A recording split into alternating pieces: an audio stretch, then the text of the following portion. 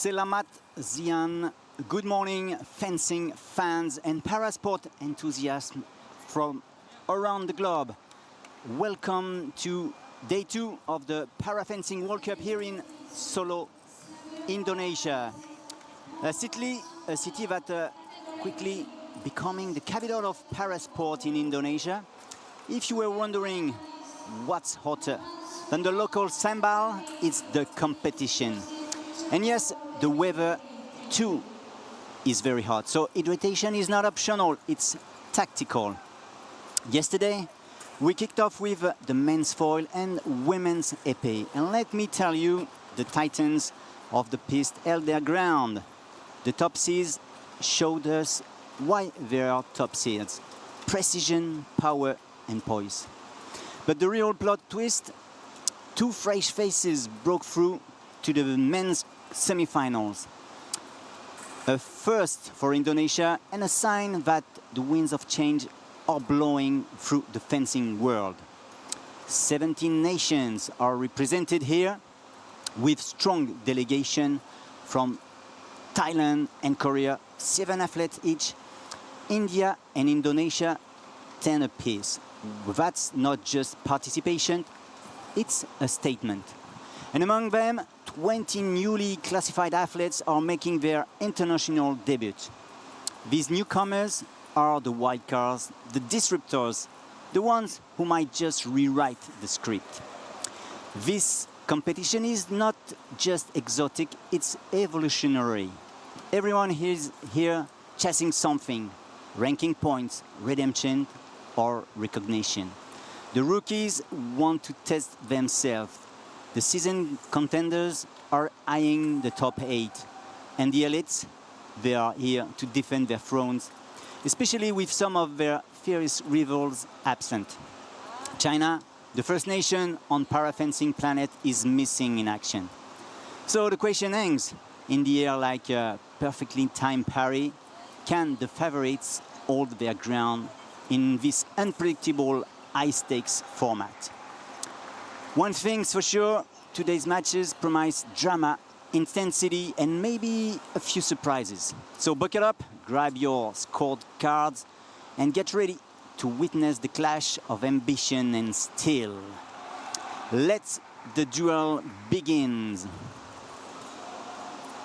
I'm Cyril Moret, former fencer from France, and I will be sharing the commentary box today with Stephanie Rodriguez from the US team. Hi, Stephanie. Hi, Cyril. How are you? I'm very well, thank you. Good to hear you. We're going to have today men's saber category A and women's foil category B. I saw you this morning training a lot in saber. Yes, we're looking forward to category A tomorrow. So this is your weapon. We'll be able to talk about this. Let me introduce you to this competition. We are in men's saber, and just to be sure, Stephanie, we had a problem of mic, so I will say again hello. How are you? Hello, how are you? Yeah, this is much better. Yeah. I hear you better. So I was saying that you are athletes from the US team, and yes. you're also a sabrist. You had a very hard training today. Yes, it's very hot in here. It's a real challenge with what fencers have to wear and adapt to this climate in order to really be successful in their bouts. And we will see how this can influence the competition. We will start today with men's saber category A. This will be a tough competition. 22 fences at the beginning, 5 fences from Indonesia. We don't see them now on the last square, but they were here in the free pools. 6 exemptions, and we have to say a good bravo to Seti from India. He has done a big slam in the pool, winning all his matches, but he has been defeated later on in the competition.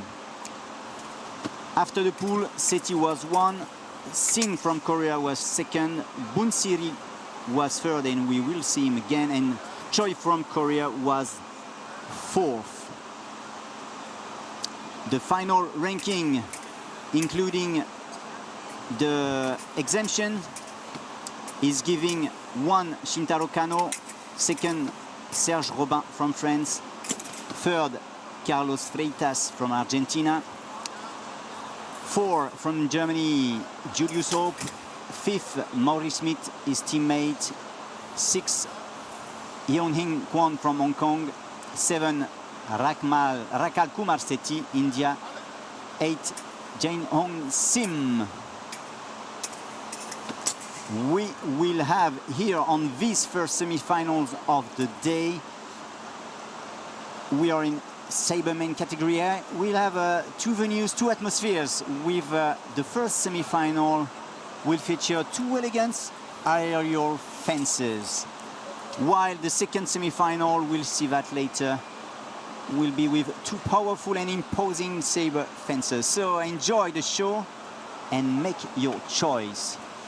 Here on this first semi-final, we will have on your left-hand side, from Germany, Maurice Schmidt, Paralympic champion in Paris.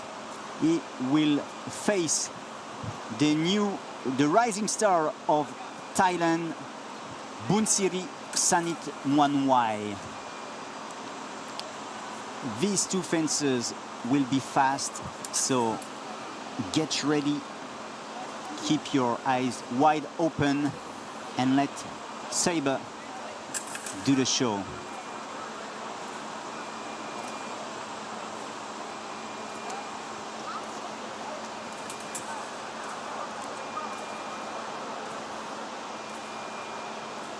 It really has been an exciting time to see the Indonesian team really show up and show out and bring a pair fencing here. Cyril? It is, and I hope a new hair area is coming to appear. Get ready, the match, the semi-final is about to start.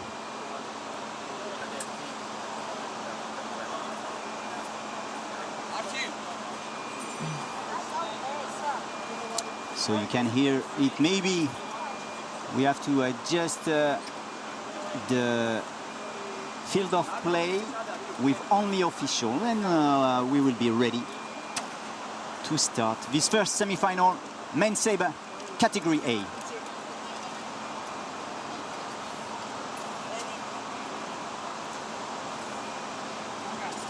Attention please. Jana Saisumi from Ireland and Jo Eun-hye from Korea. Please proceed to the pole immediately.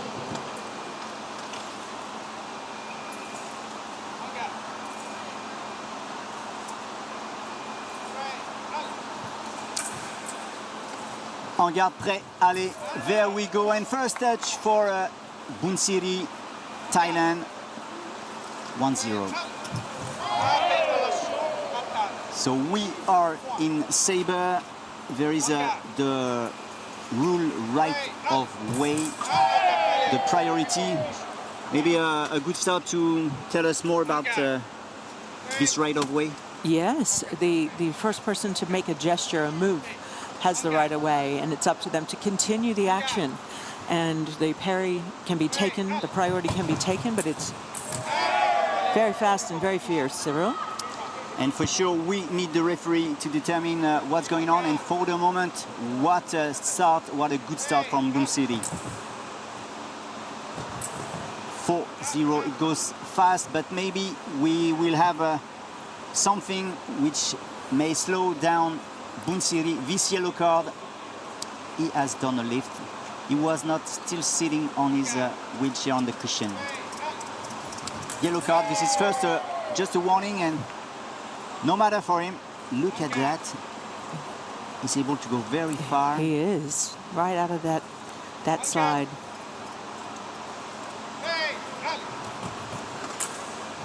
Oh, and the remise here is a good one. And first point for Maurice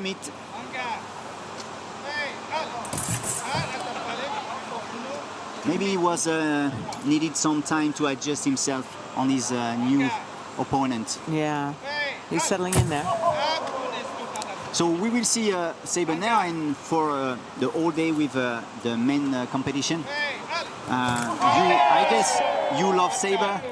Before going in history, what is the points important to catch in Saber? Well, you have to really be triggering your actions because it can get quite messy in the guard. You only touch the upper body. The top half of the body, that is correct. And the mask is full target. The end is not full target. If you hit below the waist, it doesn't count. And you can touch with the point and the whole And blade. the side of the blade, exactly. That's what really makes Saber fun and exciting, is the use of the full weapon instead of only the point like in foil and in épée. You can be really creative. That's what I love in Saber. I don't know if you share this. Many possibilities to touch. Yes, exactly. And the feint, the surprise and the change of lines also creates a really fun game, a fun conversation between the fencers who are super fast, as we see in the men's A semifinals. Super fast, super long, and we need here a video check just to be sure. If I remember well, the point was given to Bunsirit Sanit Mwanwai, and we'll see if Referees the agree. referee keep this after the slow motion and the replay. And the time for me to tell you that this man is in semi-final today, but he was yet in semi-final yesterday. Yeah. In the main B category, because in fact his teammate Pupa Saisim needed his wheelchair Really? for finishing his semi-final against. No, it was in category A against Damien Tocatlian. So the wheelchair is yet used to the piste.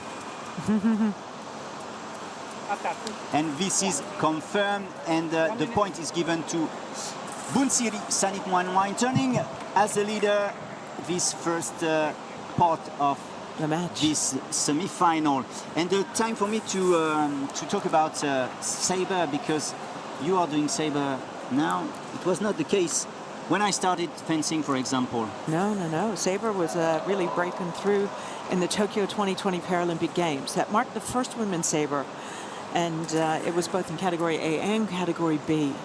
The first champions of that Paralympic Games in 2020 in Tokyo, China took the A and the B in women's saber. And this is for Paralympics. For Olympics, it was a little bit previously in the Games of Beijing. So we see that we need a time to adjust, but it's good to have this gender equity now. And let's share the fun of Saber. Yes. Saber is my favorite weapon and my favorite game to play. So we will have to watch you tomorrow. Yes, we will be competing in the women's A. Let's go back in this semi-final. This is the second leg. The domination of the Paralympic champion is in trouble. And we have a small issue with the equipment, maybe the body wire. That's why Bunsiri is moving like this, checking, but seems to be okay.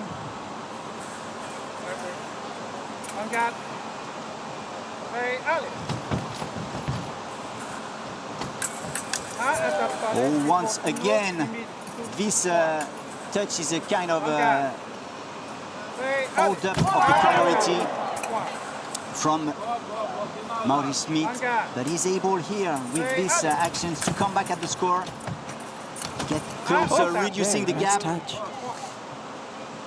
He has pushed on this one. Yeah. Look at that, how far he's able to go.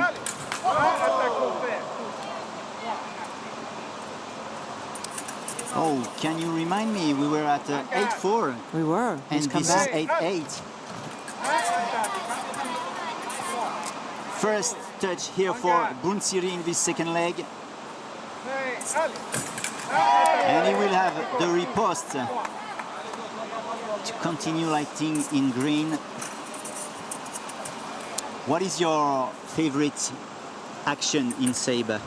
I love the feint. That's what really is the fun of the game, is to really challenge your opponent, to predict if you're going to go forward or you're going to go away or you're going to take an immediate action or second intention.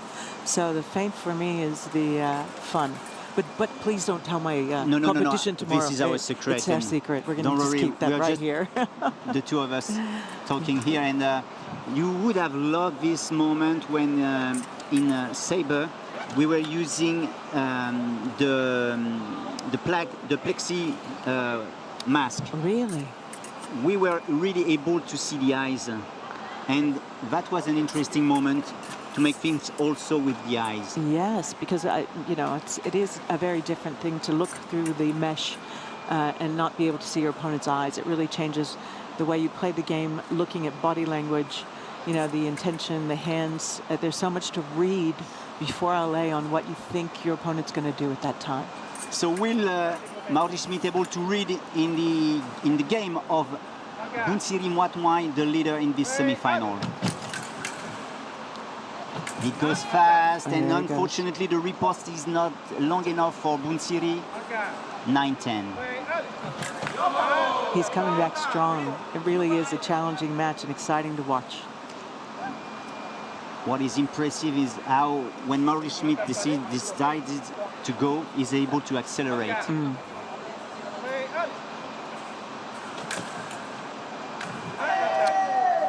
Very nice and intuitive action here from Bunsiri, taking back the score, and if there is no blade contact. Oh, he's contesting. Yeah. So I think the referee has said two-time first action. Right. Let's have a look. Oh, that is not easy. That is not easy. So we may look here if there is a blade contact. Iman here from the broadcasting team is giving a hand to the referees. How do you manage with the videos? Is that something you always hesitate to ask, or it's when it's clear for you, you just ask it? Well, I've never been in the position to have to ask for a slow motion replay playback challenge, because our matches haven't reached the big stage. Yeah. But this might be a strategical thing. Yes. You only have 2 videos per match. As soon as you ask and you're wrong, you lose it. So I think it's a way to break up the game a little bit. If there's an intensity, you can change a fencer's rhythm by disrupting the play for, an actual question. But it does change the rhythm and a reset, a full conscious reset when the referee says allez. Yeah, you're absolutely right. And we have to add one thing here. The heat is so important. We see that all the fencers need more breaks. Exactly. It is we do wear a lot of equipment, multi-layers for protection, and it's like fencing in a sauna. Free sauna for everyone. So we have a decision. The referee is coming back to the seat. Will there be a change? No touch. So there is a change. Yes. And no touch on this action. Is the score good? The score seems to be good, but we need to have well-positioned fences. There he goes. Oh. Not long enough. And what a good point here for Bunsiri, because the riposte was so huge from Maurice Smith. He was able to get protected. And once again, one way, one green. This is a good moment for Maurice Smith to prove that he's the Paralympic champion. Exactly. He was able to accelerate in the previous round against Julius Hope. And here he's able to catch one more point. This is important. Yes. There he goes. Will we arrive to 14 all? It's going to be a great finish. Take care of this riposte. This riposte is a good one, and look at that. Wow. Maimi Panha, Bunsiri, Sanit Mwanwai in final in men sabre category A. What a match. It's not finished because we have a video check. Right.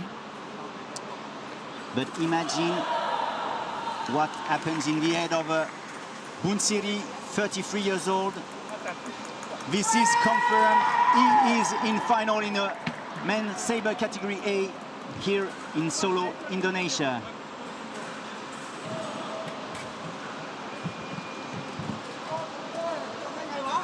Mami Panha, no problem. Bunsiri is so happy. This is the first time he's reaching this level in a World Cup. He has been many times on the podium of the Asian Championships, but here we are in a World Cup. This is the next level. So, Stephanie, let's carry on our journey. This is not finished. We will switch and go onto the piste 2. Let's have a look at the drawing. So, all good for Bunsiri and who from Hyun-Hing Kwon, Hong Kong, and Serge Robin, France, will be the second in this final of men's sabre category A. So we had fast and furious sabrist in piste 1. It's going to be heavy here. Yeah. It's going to be These two intense. fences were fighting so hard before.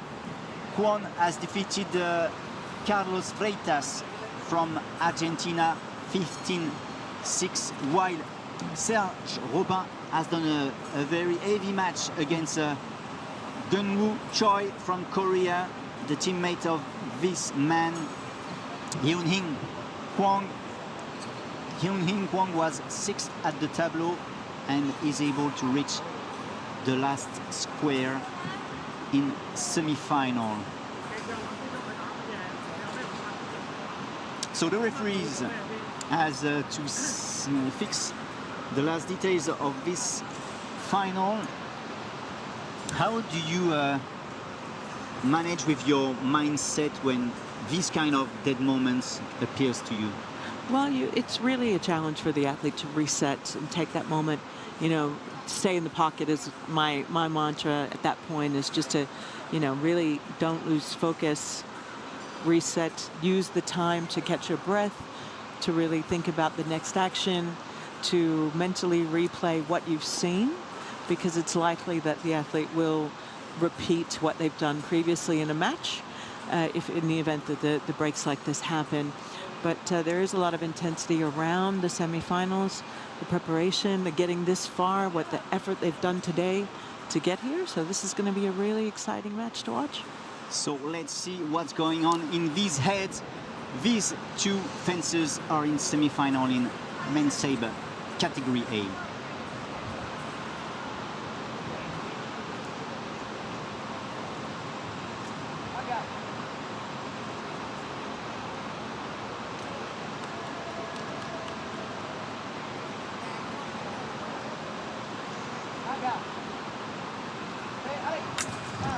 Ready, fence, and Serge Robin got the first touch.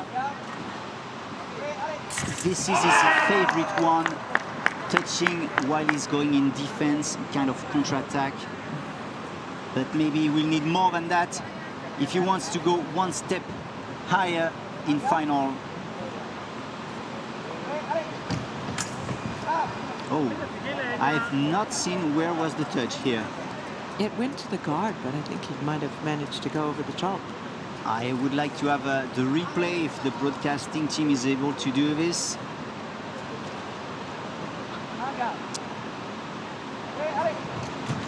We see that later. 2-1, and here the riposte of Serge Robin is good. He made it with the point, with the tip.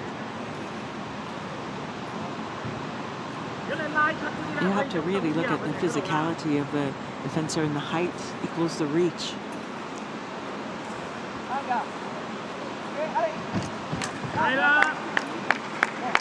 Easy attack on the hand for Kwon 3-2. Prise de fer. This is not a parade riposte from Serge Robin.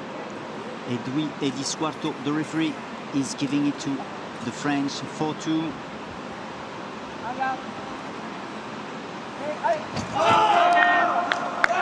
Stephanie, they are not friends. There is such a small discussion if we compare with the first semi-final. Oh, how does this compare to the first semi-final? The two fencers were discussing more with the weapons. Here it's just one action. Yeah, that's a single, you know, they're ready to go in LA and get that point. There's not a lot of conversation going on. It's a different style of fencing, I think, by country. Yes, and also the physics, sometimes you have physics more adapted for heavy and fast discussions. Parade riposte for one. He's able here to come back at the score 4-all. And he's taking the lead now by a touch only. He's coming back strong. This is going to be really exciting. Yes, and what is the reaction of Serge Robin? Maybe this one. No, it's not an action in 2 times. It's the point given to Huang. Single light, no questions. No question, and what a strange start of match. Serge Robin was able to put all his 4 touches in a row, and after that it was like almost 8-0. Yes. Incredible. And what would you say, because I know that you are involved in helping new fences. How would you help Serge now? In this instance, yeah. I think it's not impossible to come back from 4-8 right now. He's going to really have to put the effort in strong and look at where he could have changed lines and how he might like to mix it up to surprise his opponent to recover those points. And I really want to see him going backwards. He's staying much more in his wheelchair, very straight, doing the minimum efforts, but I think he needs to open the distance. Yeah, that would, I think, because of the physicality of the fencers and the height of Robin in comparison to his opponent. By moving back, he would really challenge him a little bit more. Let's see that. This is leg 2 in this second semi-final. We are in men's sabre category A.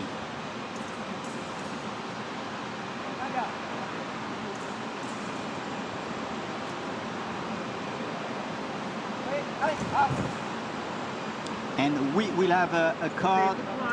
This is the second, I guess. Yes, Eddie Suarto is checking. He didn't have he didn't have shown the right one. This is the right one, a raid. So this is 1 point given to Serge Robin. There he goes. He uses that long attack. Using the distance. And just fly out of the seat. Jumping immediately, but a little bit too early. We didn't hear it with the position we have, but the referee has given a yellow card for this false start. It's really, you know, when you're sitting there and you're ready to go, it's hard to hold it back, all that energy.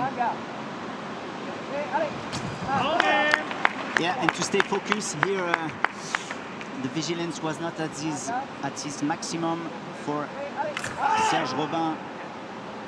And we will have another false start for the French. Too bad. 1 point for Wang, 6-10. And here, the parade riposte of the winner of the World Cup in Sao Paulo earlier in the season. Helps him to close the gap.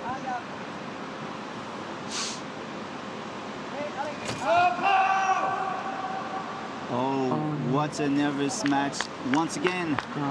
3 free points for the opponent. Départ avant le aller. What a pity. And Serge Robin is trying with his shaping of blade to recover his mind. Oh, yeah, it was. I heard 2 times the blade contact, but okay, the last one was a hard riposte for the French.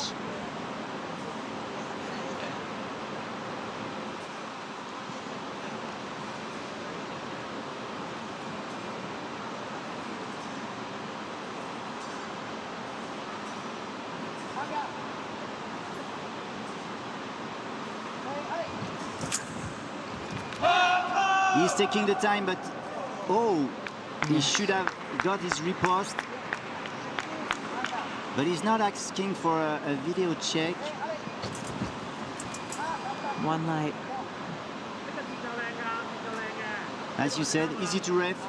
Serge Robin, 9-1-12. And he came up with the skyhook, quick in and out. And you have to really dare this because it's so risky. Yes, you got to really have confidence in that move. Because if there is 2 lights, it's only the attack who get the point. Yes.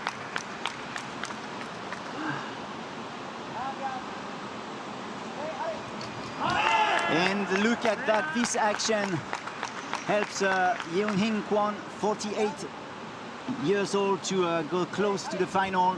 And There this it is goes. done. It's done. Yeon-Hing Kwon for Korea is going into final. He will fight against Sanit Mwanwai from Thailand. What a match. This is Saber. It goes so fast. It does indeed. And we really look at the body. You know, he actually came completely out on that last touch there. So well done, Kwang. You will go in final. Serge Robin will be a bronze medalist with Maurice Smith, the Paralympic champion in sabre in Paris. Bronze medalist also. We will see the final a bit later on. Please stay with us. We will have soon the foil female category B tournament. This will be in a couple of minutes. Stay tuned.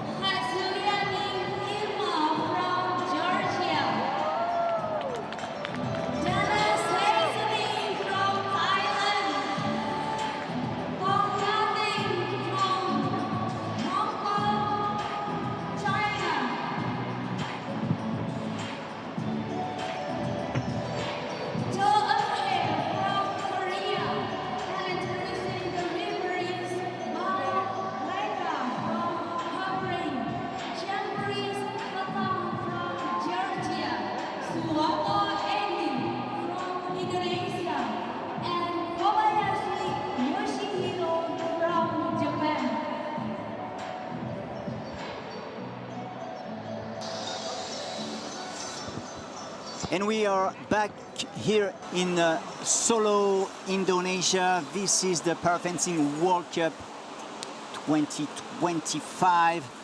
We've seen men's saber, and now let's switch in foil. You can see the graphics. Ngating Tong from Hong Kong will be in the first semi-final against Hyun-hee Cho from Korea. In the second semi-final, we will see from Georgia, Irma Ketsuriani against the golden women in fencing, Seisuni Jana, Thailand. I'm still with Stephanie Rodriguez from Team USA. We are going to see foil. This is not one of your weapons. This is why you're here. This was not mine either. I was preferring épée and saber. Right. And there is we could say characters with the weapon. It goes with who you are. And have you chosen your weapon for sure, or are you still hesitating? Well, I think, you know, foil is one of the oldest weapons that women were allowed to compete with. So for the sake of coaching and access, you will find that most women's fencers have foil if their coaches were primarily foil. And of course, we know saber came in 2020, so the older fencers who have fenced for a longer period of time, perhaps, foil and épée would be their two weapons. Just because the age of the fencer and when they started fencing and what weapons they had access to. But the things have changed. Now we have a saber, and some of the foilists went directly to saber, even if previously these fencers, these women fencers, were doing épée and foil. So let's have a look. Foil.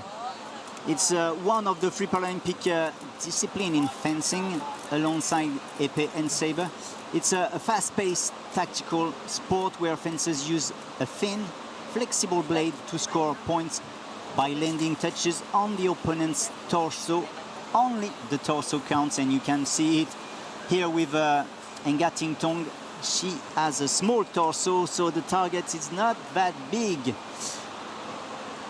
The foil follows the right of way, the priority rule. So to have a point, the fencer who initiates a proper attack has the priority to score unless it's parried or countered. Matches here are won by reaching a set of 15 points or having the highest score.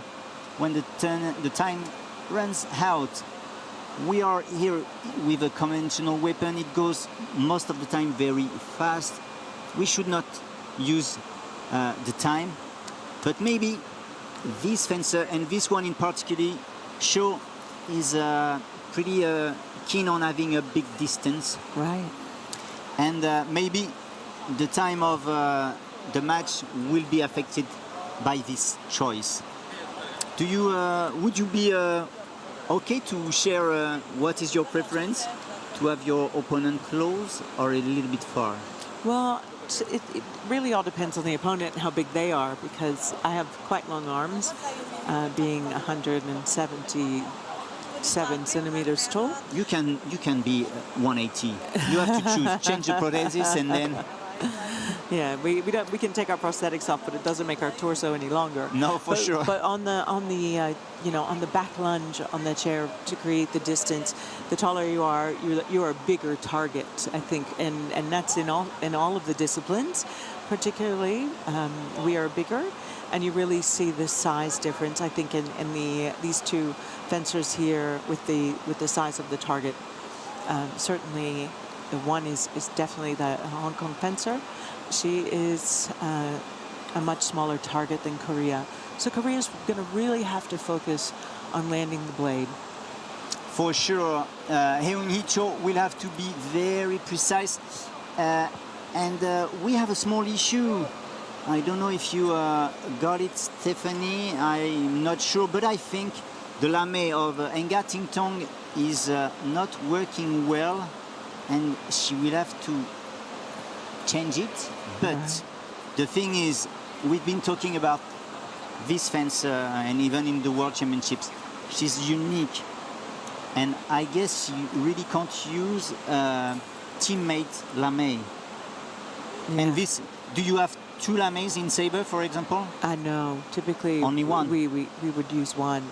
I found that in this competition, you know, with new fencers and equipment, there's not an excess.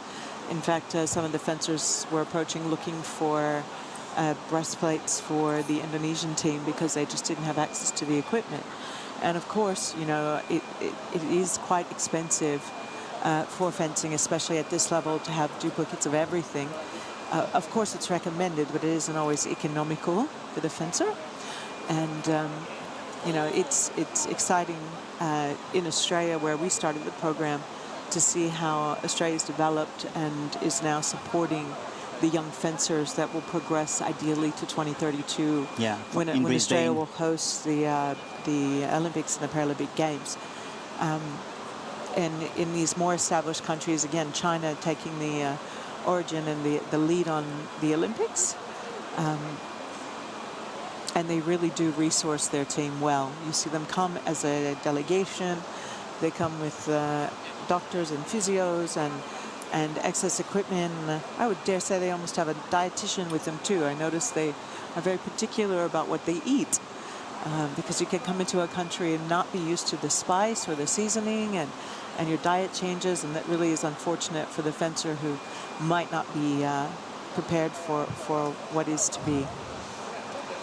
And Nga Ting Tong will be prepared for her final of the day. Look at that. The lame is okay. Yeah. Maybe it was just Electrical problem. a control, or a control stamp missing. Reka Balog from Hungary has said that it is okay, so we are able to start this first semi-final. We are in a women's foil category B. Hyun-hee Cho here, the left-handed fencer from Korea, will have to deal with the very fast and intuitive fencer Nga Ting Tong from Hong Kong. I actually trained with her in Poland in a training camp. She is very fast and has a lot of action there. 32 years old, Nga Ting Tong. She was fourth in Paris, and now she's still in the last square, but she's aiming to do better. She's on her way to go into the final. Who from these two fencers will open the doors of the final? Tong actually is an epéist as well. So when we were fencing together in camp, épée, she might be tiny in size, but she certainly packs a hell of a hit in the épée. And she's doing the free weapon. She's also doing saber. So let's see how she is in foil right now. The match is about to begin. Yeah. The fencers look well engaged. Getting prepared there.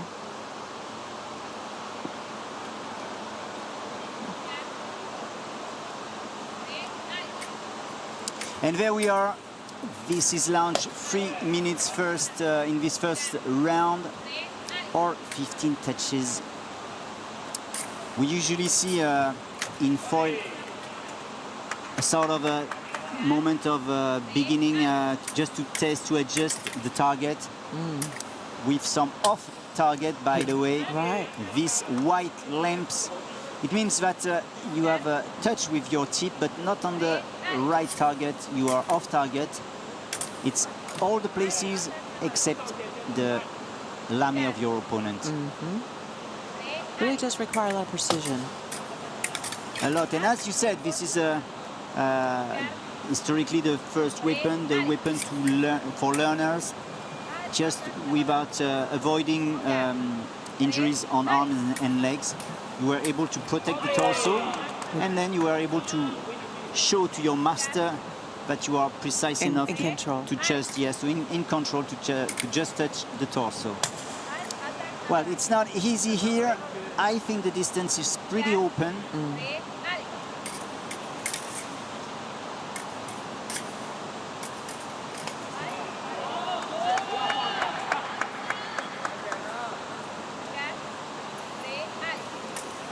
So when you were fighting against Nga Ting Tong in épée, I guess it was more easy because you can touch the whole body. Yeah. But she is very fast. And here it's only the torso. We have 2 lights, but only one will be good for the referee. We have a video check. And I would like to be able to see one more time this video.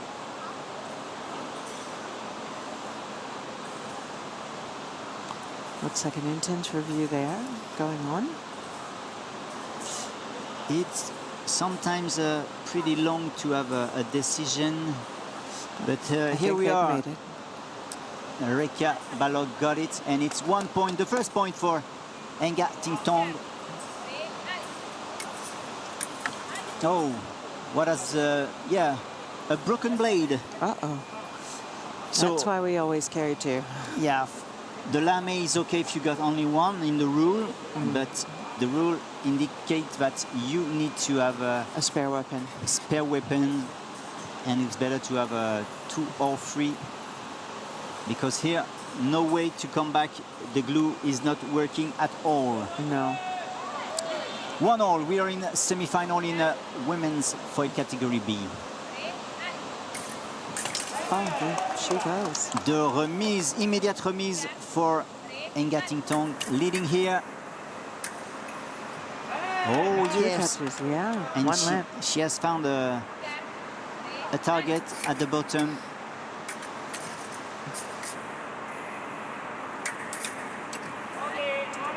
And I think she got it. She is able to wait the good moment when Shaw is closer to her. She knows she can't reach. So when she comes forward, that's her opportunity.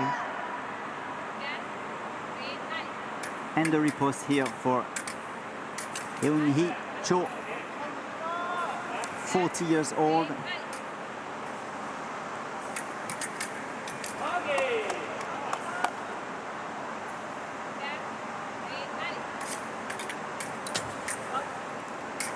Cho was 3rd at the last Asian Championships, while Nga Ting Tong was 2nd,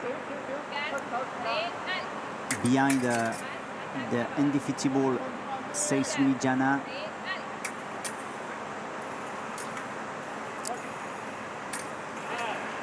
There's a lot of blade play here taking place between the 2 fences. Looking for that perfect window to just hit the target. It's like épée in these moments, waiting the good moment to hit. 4-3. Nga Ting Tong is still leading. And she's managing well, getting the priority, not yet the target.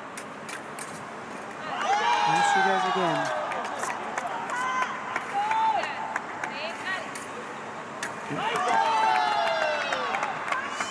And Shaw is making the show, taking the lead here.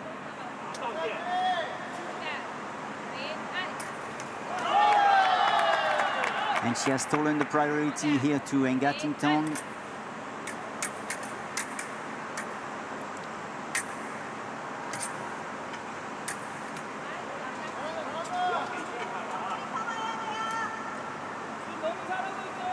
Little adjustment for Nga Ting Tong. She's able now to come back in the match. And look at that, the first card of the match. It will be for Shaw on your left-hand side.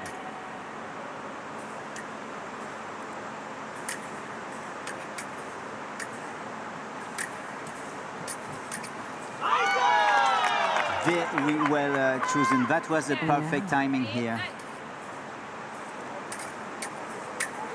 And we can see that Shaw needed time to adjust this.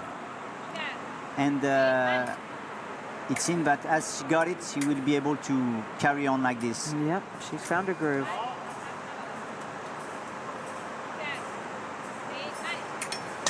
Also looking at the time, 2 minutes and where we are in the score. One more point for Ngatingtong.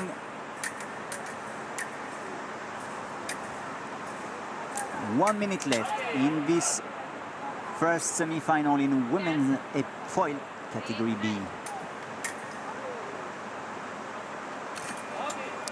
Yeah, she's a little bit too far. She will make a try, but it's all good. It lights in color. She's just needing to be more precise here.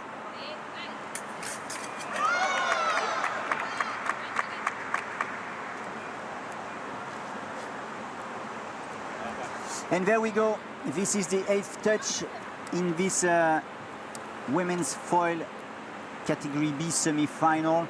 And Stephanie, we are seeing category B. How would you explain this category to a new person, a new observer? Yes. Yeah, well, you know, the classification for athletes is based individually and uniquely on their ability to move in the chair and the torso control that they have. So all the athletes that we see today have been through a medical examination to determine how they should fence, and it really comes down to the torso control of the fencer and how they can move. And that really separates the category A from the category B, is the ability to sit without a corset. And in category B, you have a weaker balance of the torso. And that really changes the shift in the ability to move away and to engage. But we see them managing well and able to do a precise fencing. But let's see what fencing will give here. This is the second leg in this semi-final. We are in a women's foil category B semi-final.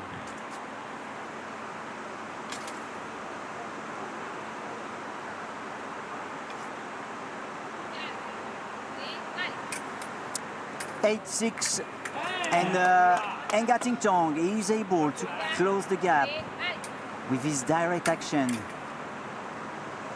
Have you seen how she has make a slide on the chair before throwing her attack? Yeah. She needs that to reduce the distance. And once again, she got a riposte. She's back. Small boss is here. Exactly. She's a little pocket rocket. She goes. Pocket rocket. Can I keep it for later on? You can plagiarize my quote. Of course, I like it so much. Pocket rocket. Small but very powerful. Very fast and precise. Yeah, but here, just some millimeters were missing.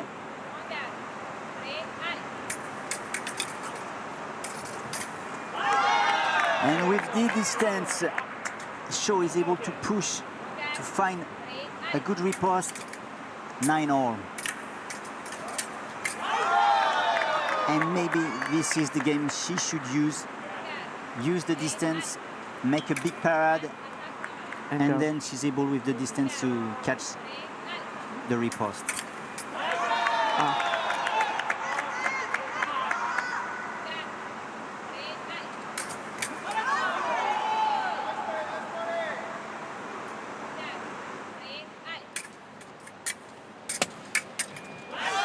And one more time, Shaw is able to come back and do good here. Where is the reaction of Pocket Rocket? There we are. She's coming back. Yes, she's trying to jump on the alley of the referee. And there she is. I was ready to give the riposte. Let's have a look. Let's see what happened. Maybe we will have our replay. So first action will be for, not easy to say, action, yes, I would say action first of Shaw. If there is a blade contact, Pocket Rocket needs her riposte. She deserves her riposte. Let's see that. Regabalog is back at the seat. And this is an attack non valable. No touch. This is a good one. 11-12. We are going to have another tight match here. Yeah. I think Tong is really focusing in on that single point, the next point. Always the next one. And she has been a little bit bothered here, but maybe it helped her to be able to make a parade riposte, even if she was not looking for that. She was just trying to go further, straight. She's finding the line. Yeah. Not quite the time. And sometimes Shaw is able to find the line too.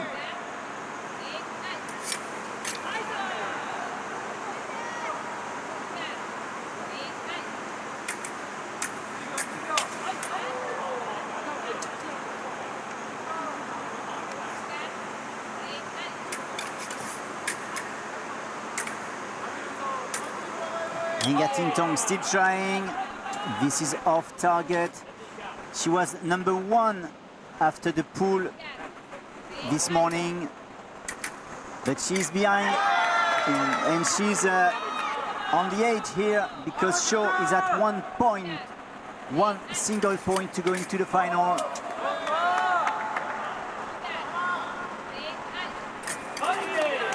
Good resistance here from Tong. Uh-oh, we have a card. This is the first, so no problem. It's just a warning. Stay focused. This could be the last action.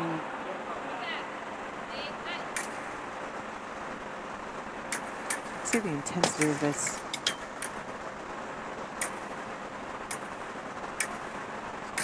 We still have time, and Shaw has the good time, the good line from Korea. She will be able to go in final in this World Cup in women's foil category B.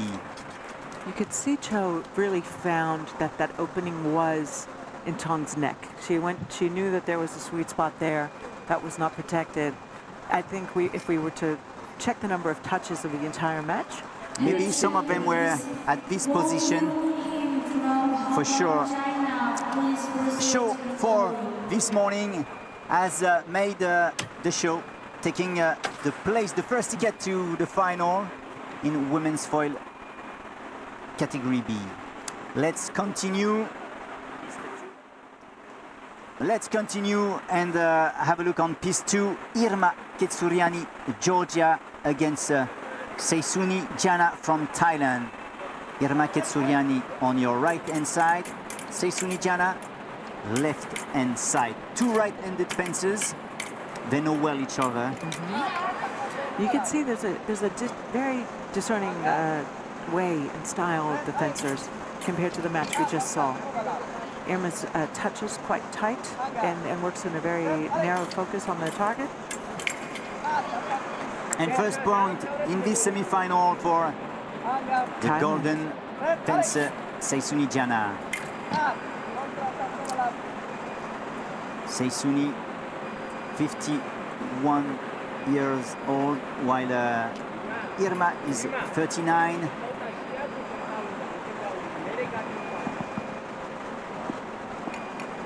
Jana was second in the pool, while Irma Ketsuriani was third. So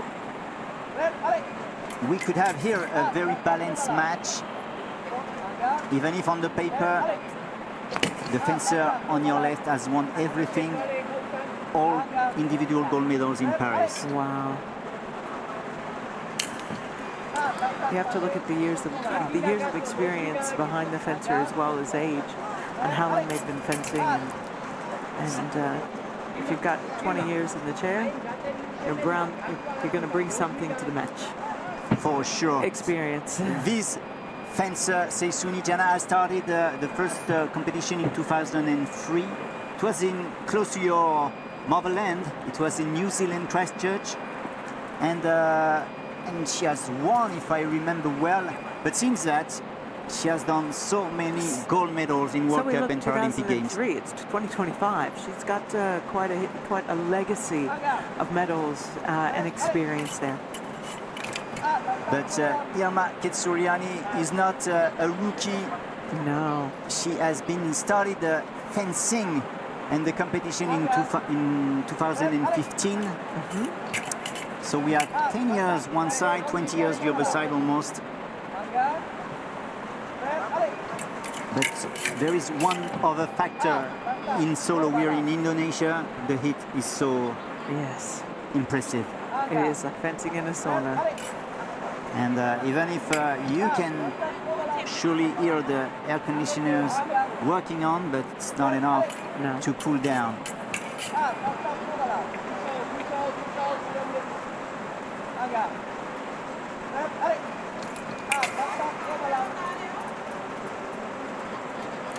This is the advantage of the Thai fencer because Thailand does tend to have a tropical climate. Georgia definitely has a much more seasonal climate for training. For sure. And all these fencers are back from the World Championships in Iksan, Korea, where the heat was yet important. And all the Thai team was had a camp in Thailand, 100 kilometers from Bangkok, and the weather was still good. So since I would say it's almost 2 weeks of intense heat, temperature and training for Thai, but maybe it could be too much. Yeah, I know the Georgian team stayed in the region, so they didn't have to reclimatize or adjust to the time zone like some of us. So on the knockoff from Korea in the World Championships, the teams that stayed in the region were quite acclimatized to this intense heat. And we are talking, Stephanie, about these camps, these strategies. Have you been doing matches in camp against these fencers? Actually, with Georgia, yes. We started fencing with Georgia in Polish camps before the Polish World Cup in 2023. In Warsaw? Yes, in Warsaw, in Zielonka, where they hold the camps. You know, under the tutelage of the gold medalist Grzegorz Pluta. And he is a big supporter of that and integrating. We had the Hong Kong team come in, and I did attend a camp with them in Poland this year before the Polish Cup. And I got a chance to fence Tong and the rest of the Hong Kong team. That's really what's beautiful about pair fencing. It's a family. Yes, and we know each other, we love each other, and we fight each other. For good, for sure. And here there is a fight, but it's almost a single way match. All good touches for Seisuni Jana, Thailand. She's not so easy to reach them, but she's defending so well. Irma Kitsuliani is not able to find a solution.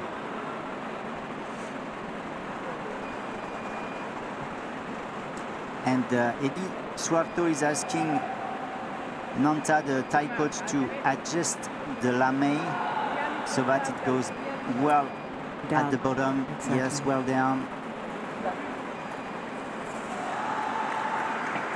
We've seen in this competition a big adherence to looking at the compliance around uniforms and chairs to create a fair and equitable championship for the fencers. And it does create challenges when things don't work or weapons fail. So we can have sometimes issues with equipment, but sometimes we can be injured by just walking. Exactly. Tell us more about this. Oh, I'm so happy to have you, but you're injured. Oh, when you come to see me here. Yes. Well, the floor is covered with felt, and the access to the equipment room is under a tunnel. And if you're not in a wheelchair, you must walk it. And the pathway is very narrow once you're there. And as I said, I'm a giraffe, so going my head below the ceiling, exactly. And being on prosthetic limbs, found the felt and then the floor, and we'll go to the orthopedic hospital here for an X-ray later on. Yeah. But I couldn't miss this exciting competition. And the commentaries with me. Thank you very much. And I can tell you, I've been to the hospital yesterday for a tooth issue, and what a great process Yeah, the system was really okay, and the organization has made it good, so it was easy for me to manage with a translator. So, well, I'm not hoping you to go often to the hospital, but as you have to go, I'm sure you will be well treated, and I guess everything will be fine for you tomorrow. Yeah, well, we're looking forward to tomorrow and getting through today. But look, the equipment's issue is okay now. We are able to fight I again. think it was a body wire. Yeah. It looked like there was a body wire issue with Irma.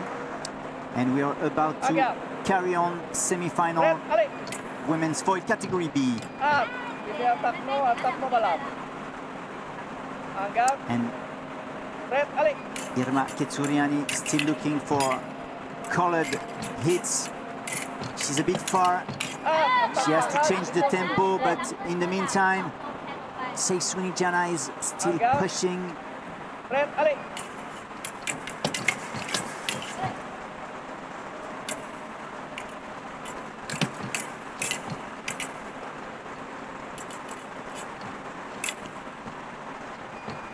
Irma Ketsuriani Looking for the target.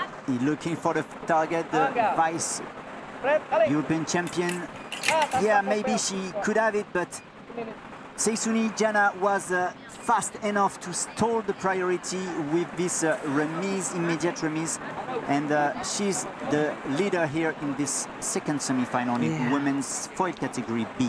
I find when the score is like this, it really requires the fencer who is not leading to really have to focus on what they're going to do on LA for the rest of the match. And it is possible to come back. It's intense. The score is a lot to regroup from, but it is possible.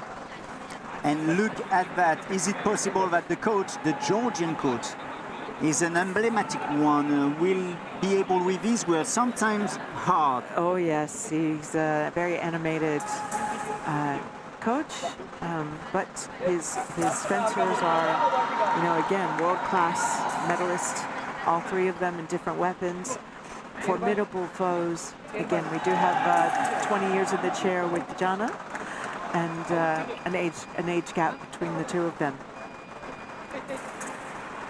Let's get ready. This is second leg in the second semi-final in women's foil category B.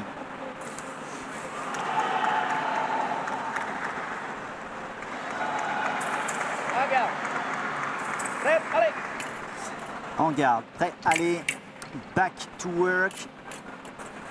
Is Irma able to do something here? But no, it's still red. She didn't catch the non-valable, but she's asking for a video check. Eddie Suarto, helped by Yoshihiro Kobayashi, will determine what happened. And we see you, if you want to say hello, because you made a very nice haircut for us. We can see you. There we are. Background behind Eddie. And we got the point confirmed for Seisuni Jana. We just check the score. Should be okay. Yoshihiro Kobayashi says yes, 9-1, 8-1.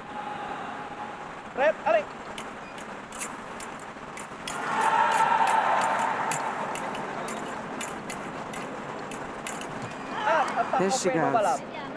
Yeah, Irma is light in green. This is a first step. She now needs to get the priority, the way, the right of way. Now she can, but she's still a little bit far.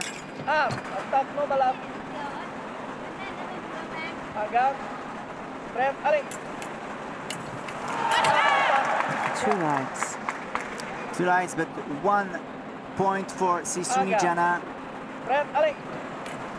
Still flying over this semi-final.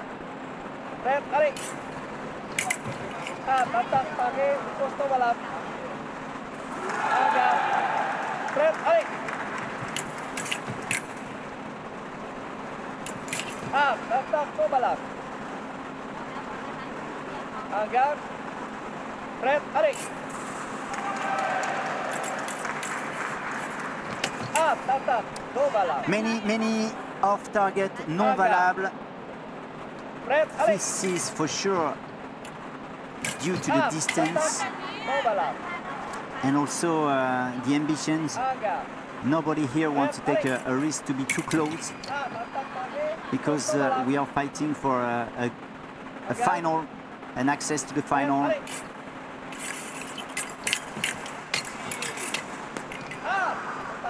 And in the end, this riposte is a good one, and Irma is smiling, but I think it's a little bit nervous.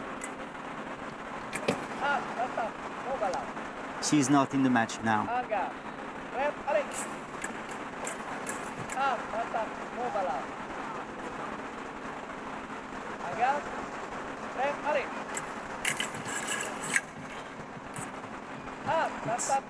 Still non valable, and 10-1. What a huge score for Seisuni Jana.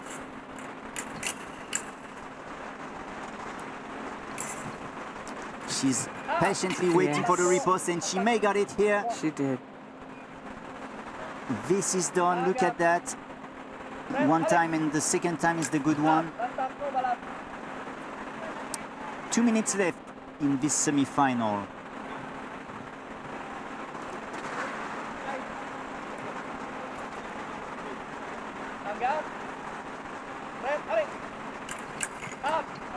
And Irma is trying to do things with this counter of 6.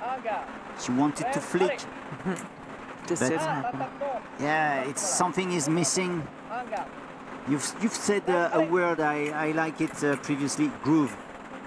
The groove is missing too. Yeah, you really have to Irma. find that rhythm, and when you get it, you stay there. Stay in the pocket, as we say.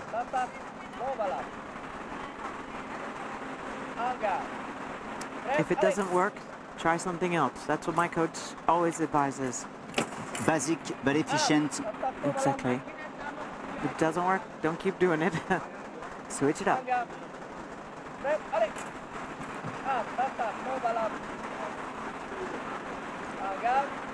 What viewers may not understand is there is a lot of improvisation in fencing. One new point for Seisuni Jana, and she got the initiative here, getting this 13th point.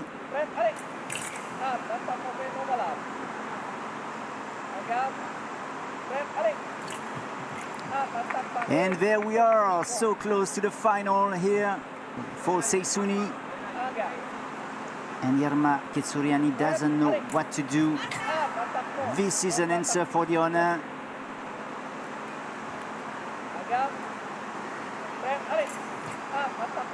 It will be non-valable. The priority was on the left side.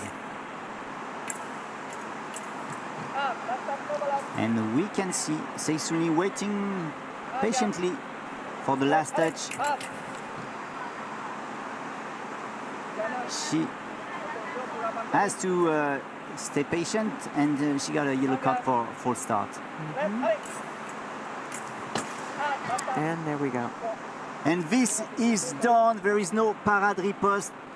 Seisuni Jana, as the boss she is in final in the women's foil category B.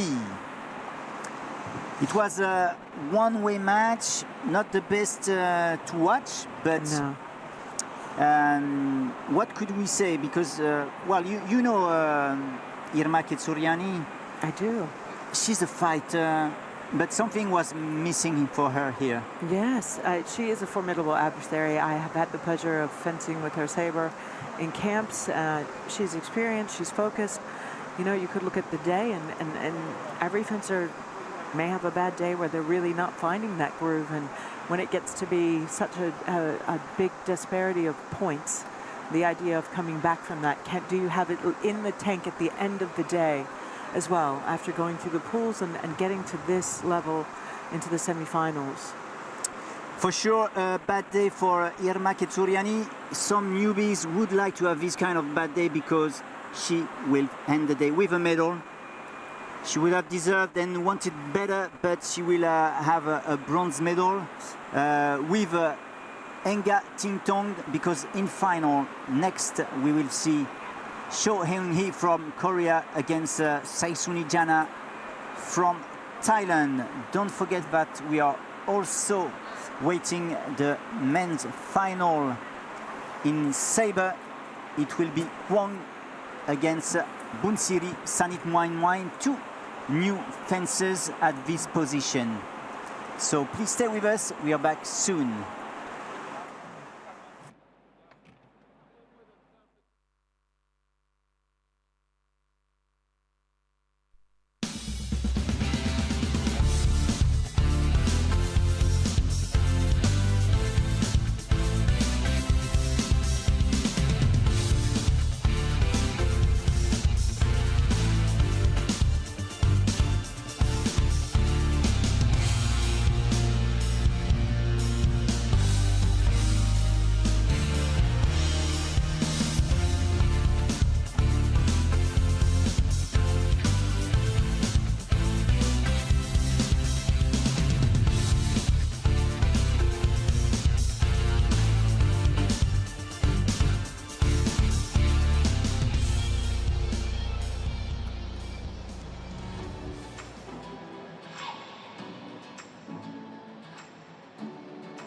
Ladies and gentlemen, the final of Paralympic World Cup 2025 for men's saber category A will now begin.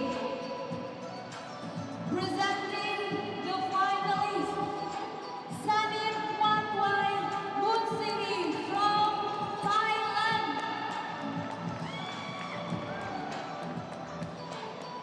Wong Yun-hee from Hong Kong, China, and introducing the referees, Kobayashi Yoshihiro from Japan, Han Suong-cheng from China,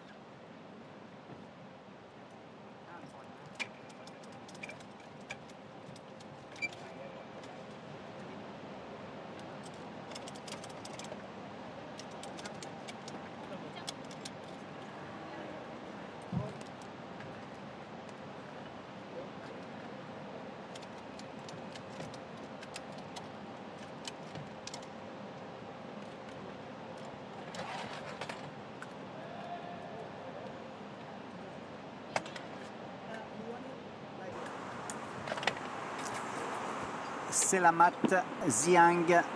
Good afternoon. This is still the morning session. I would say we are in Solo, Indonesia.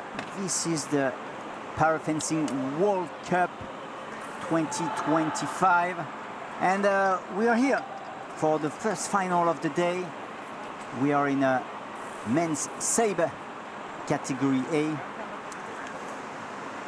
with two new faces at this level of the competition. That was the narrative of this World Cup. Many new fences, some very new ones. 21 of them are doing their first steps, first round of wheels here in this World Cup. These two reaching the final are yet used to the World Cups, but they have never reached such a high spot. Kwon from Hong Kong has been fencing for some years only.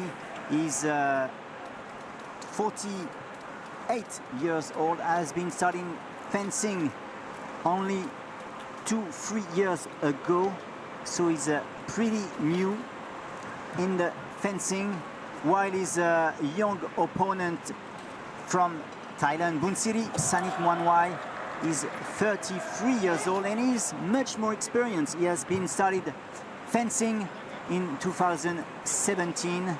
Wow. And he has been yet used to some podiums in the Asian Championships. Previously, it was in his motherland, in Nakhon Ratchasima. He's Asian Championships in sabre by team and third in individual sabre. Both of them will do an historic result, but are able to do an historic result, but only one will finish with the gold. We are in sabre. You can touch your opponent on the upper part of the body. And for the distance, we are using the foil process. Previously it was the épée one, now it's the foil. It means that the tip of the shortest arm has to arrive at the middle of the elbow of the opponent, and this is exactly what we are dealing now with Yoshihiro, the referee. We can't have another distance here, so the shortest arm seems to be Kwong.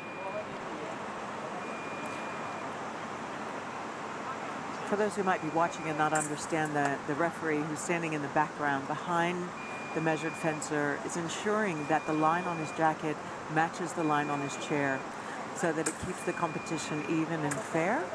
So in ensuring that the fencer is sitting up straight and in line with the line creates a fair distance between the two. And we may have a fair distance now. We are able to start. Welcome here in Solo, Indonesia. Stay calm. This is the gold medal match in sabre men category A.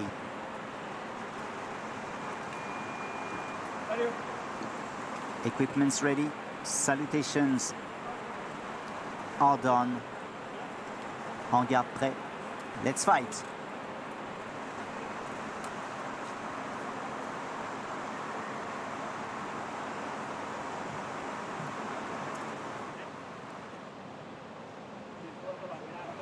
Just 1 foot on the field of play. This is clear. First action from Crown, but the point will be given to Bunsiri. He could have a second one, but there is a warning. I think it was a départ avant le aller. Yeah, indeed. Because I'm not so sure if it was a lift. We don't have on this final, and this is strange, the referee assistance. Really? And be sure that we could need referee assistance. Look at that. This is exactly what is asking Bunsiri, saying that Kwong stands up. Yeah, whoa, whoa, whoa. Okay. No question about that. Yeah, but maybe Yoshihiro here on the screen doesn't have the same image. Oh yeah, it will be obvious. And yeah, I'm wondering if we're gonna call in some referees. Of course. And this will be a yellow card. No. Yeah, you want? Wow. You want? Okay. There's always 3 sides to the story. Yes, thank you for this help here. Whatever, this is 1-1, 1 yellow card for this man, Bunsiri Sanitmwanwai, who has asked, and it's a good thing for assistants, referees.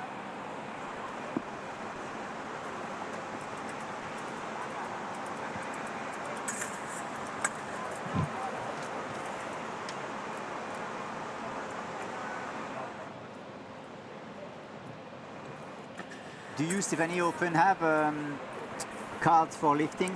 I can't lift. I have no legs. Yeah, but you know. No. Yeah, we know many fencers, they can't lift, but no, in the power of the fencing. No, I am one who, based on my disability, and I think I am the only female in A's, that does not have a limb when it comes to removing prosthesis.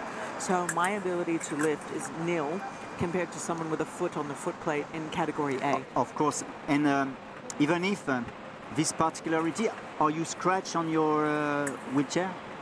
Strapped? Yes. So this is, I would say, the second big thing to avoid you to lift. Yeah, no, but my legs are strapped into a way that I can be biomechanical on my Wheelchair? my lunges away and my lunges back. I have to use okay. my knees in Okay. straps to give me that propulsion and ability, and it's quite limiting compared to someone with a foot even strapped. Like you look at King Abdurosha, for example, you know, with both legs strapped in, you can use those as levers, especially in category A. And is that the same system that we saw on Irma Kesuriani, this yellow strap on the knees? No, I have to use different straps based on where my legs can be. I use a strap over, I'm left-handed, so over my right leg is more strapped Okay. to give me the ability to push against my knee to actually move out of the way. So I have a push-pull biomechanical function in the chair for me being unique in my disability. This is so personalized. Yes, highly. And it does give the advantage to the fencer with a limb because they And can lever that. yeah, I imagine, but it's good to have been able to go very far in this. We are able to continue this first gold medal match of the day. With referees. The referees are here. And we have a false start here one more time for Bunsiri. And a bad hit. No, it's okay. 2-1 for Kwang. And one yellow card for sure. Everybody has been won. Let's continue in calm. What a strong opposition to come back at the score. Oh, he's fast. There is no blade contact. But the referee is thinking that maybe this first action was made in 2 times. One lap, there's no questions.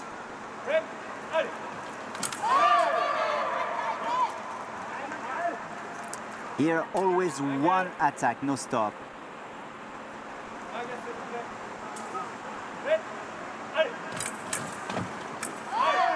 Well pushed, and this long attack is a 4-all point, but we have a lift for who? For Kwang, I Yes. think. The referee is calling that he lifted. So it will be a point with a red card. And you see here, that's funny because Yu-Hing Kwang was adjusting with the referee how far he's able to go without taking a warning. Looking at this on the replay now. But I don't really understand why we should do this, because the side referees has given his decision.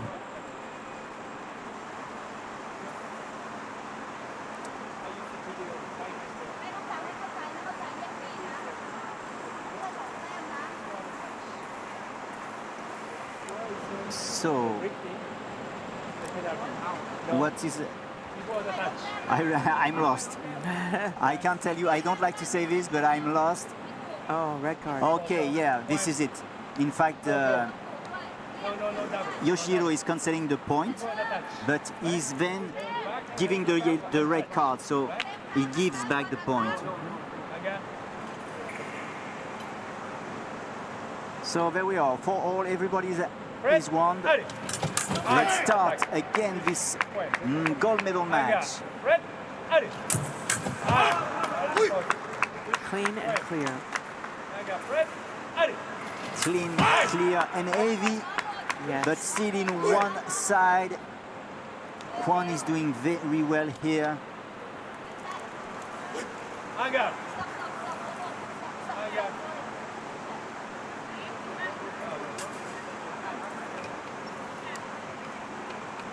Both of these fencers were very far away at the last competition, the World Championships in Iksan. Bunsiri Sanit Mwanwai was 21, while Kwon was much further at the ranking. But for the moment, he's absolutely leading this final 8-4. What a great start. Yeah. We are in a sabre main, category A, and Bunsiri, who has done a very great match in semi-final, is in difficulty here. And yeah, both of them were 20 and 21st at last World Championships, and they are fighting together for gold now. Bunsiri, who defeated the Paralympic champion in title from Germany, Maurice Smith, 15-12, while Hyun-Hing Kwang from Hong Kong defeated Serge Robin 15-10, and now Kwang is absolutely leading, but we've seen many turnover in semi-final and also in finals, so why not another one here? Exactly. A comeback of this man, Bunsiri Sanit Mwanwai.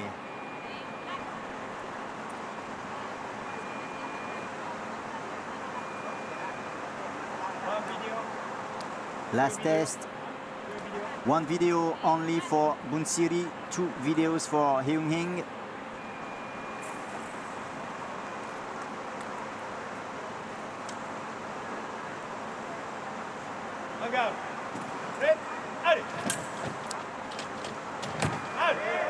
This is well managed, strong defense, long attack. But it's not enough. Kwang is able to reach the target. Exactly. Oh, that's a heavy hit, but I guess everything is okay for Bunsiri. 5 touches gap.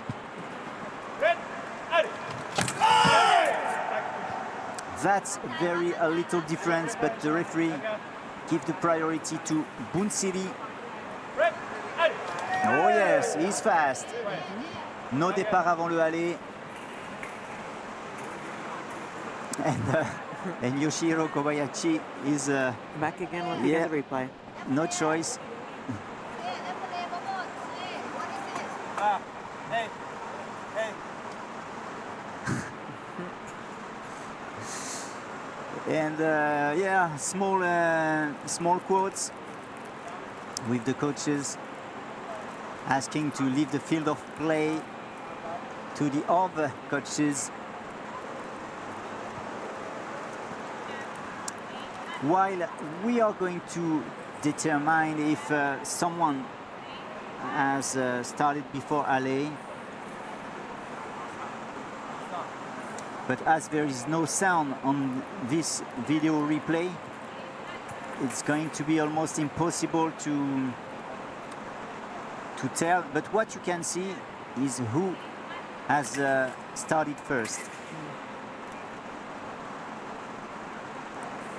Saber is so fast that really these playbacks are the only way to really document the touch. So we have a decision, and this will be a direct attack for Bunsiri. You move face at the same time. You move face at the same time. One video. And the priority is at the riposte. And Bunsiri, little by little, is coming back. Whoa! This is, I guess, the 4th touch in a row. He's closing the gap. And this is, one more time, parade riposte. 10-all. What a suspense in this gold medal match. Yeah.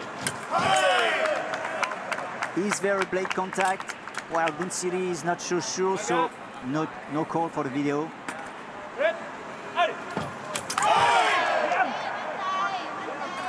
To preparation, and the first to jump is Bunsiri, 11-all.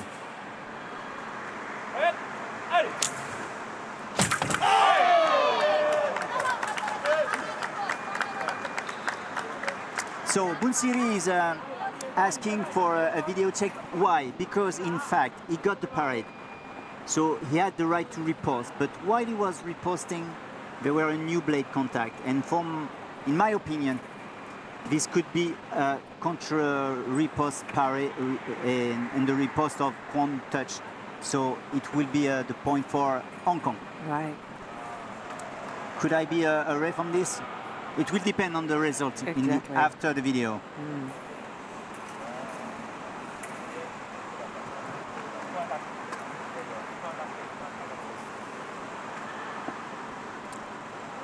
So what will it be after the decision?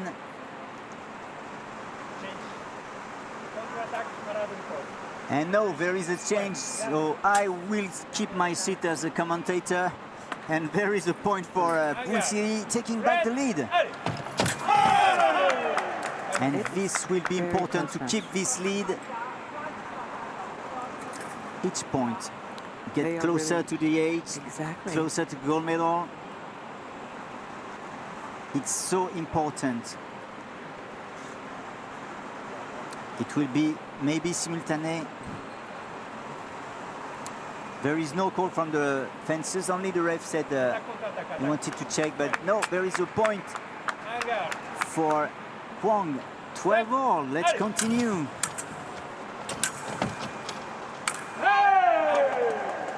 He kept fencing. So we have a small issue here because Kwon raised his hand, but the referee has not said out. So is the point good? Well, we will forget about this. We are much more focused on the issue of the white lamp because of Bunsiri's equipment. Right. Sometimes you just have a little bit of loose in the plug, the hand plug, or the body wire. The body wire plug.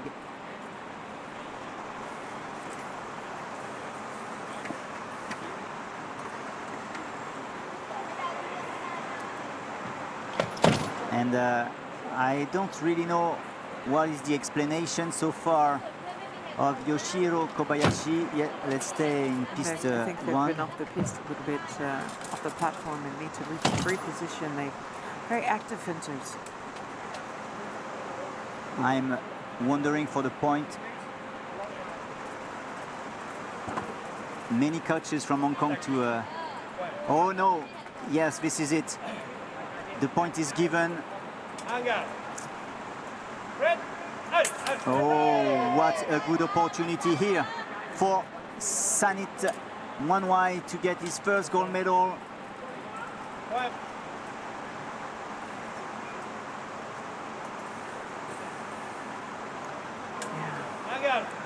One point away from gold. Attaque, contre-attaque, attaque, touche, point for Kwon. There we are. And this is well, almost done, but we have a yellow card. Then it's a card, so it's a red card now. Wow, this is One a real single nail touch. biter. Are you ready, Stephanie? Oh. And we need a video. All the teams are cheering as they have a winner, but only one Yes. will have it. Is Kwon coming back from nowhere, or Bunsiri leading at the last moment, able to reach the goal? And you didn't see it, but the two fencers were smiling and shaking hands. And this is done on the video. Hyun Hing Kwon from Hong Kong is the winner, first time of this young career. Bunsiri, Sanit Mwanwai, unfortunately, will be a silver medalist. What a day. These are two new faces. Well done, guys. You have defeated some titans of the saber. Exactly. And this is yet an achievement. What a match. Yeah, that was a real nail biter. This is saber, but this is also fencing. When you have these turnovers, and suspense for sometimes just one touch. Exactly. One touch away from the gold. This is done. Maini Panha, Bunsiri, you did a great job. We will have soon women's foil category B final. Please stay with us. We are back soon.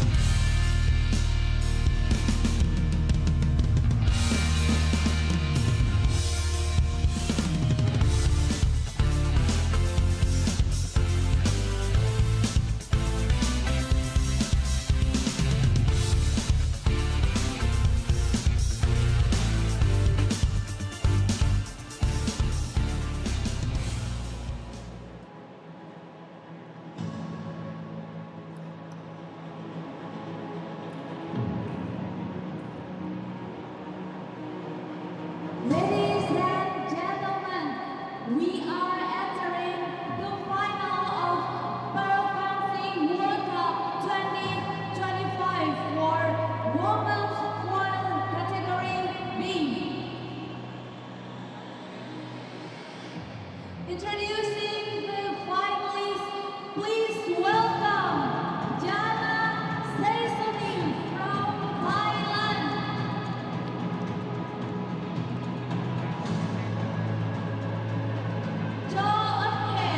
From Korea, and introducing the referees, Reka from Hungary, Han Song Chen from China.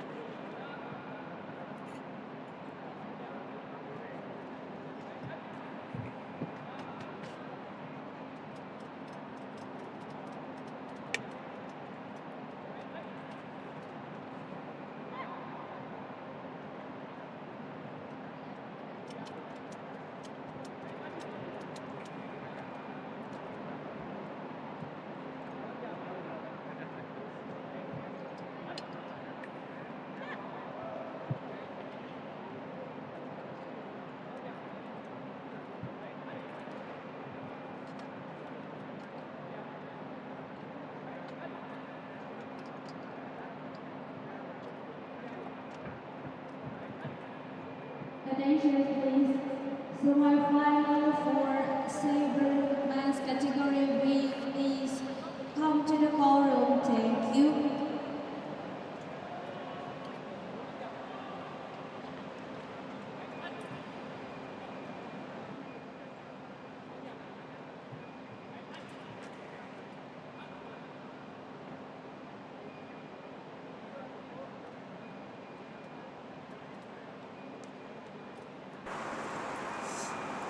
And we are back here in Solo, Indonesia. We are not in Jakarta, the Olympic city. We are in Solo, the Paralympic capital of Indonesia. We are continuing the journey. This is still the morning session here, but it's so warm. The heat is at its maximum. This is the gold medal match. We are in a women's foil category B. The left-handed from Korea, Hee Cho, facing her black beast from Thailand, Saesuni Jana. These two ladies know them very well. Saesuni Jana, 51 years old, against Hee Cho, 40 years old. These fencers were fighting each other in the last Asian Championships. It was in Nakhon Ratchasima, Thailand. And during this competition, we had the last victory of Saesuni Jana. It was in the foil event. 15-7, it was in semi-final, and the same year it was then in Cardiff. Saesuni won 15-5 against Cho. This is the problem of this Korean fencer, how to manage against Saesuni Jana. So 15 touches, 3 rounds of 3 minutes to have the solution.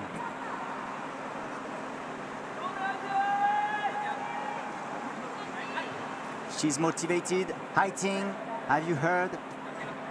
This is the Korean shout. This shout for gold.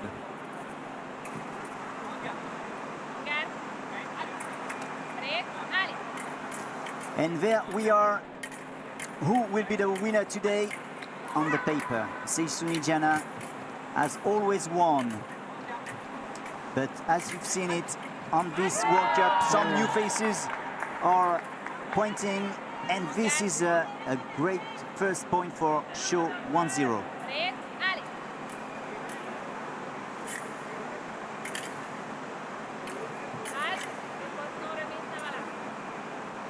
Attaque non valable, pas de touche. If you're joining us, this is the gold medal match. We are in foil. You have to use the convention and to use the lame of your opponent to get the hits.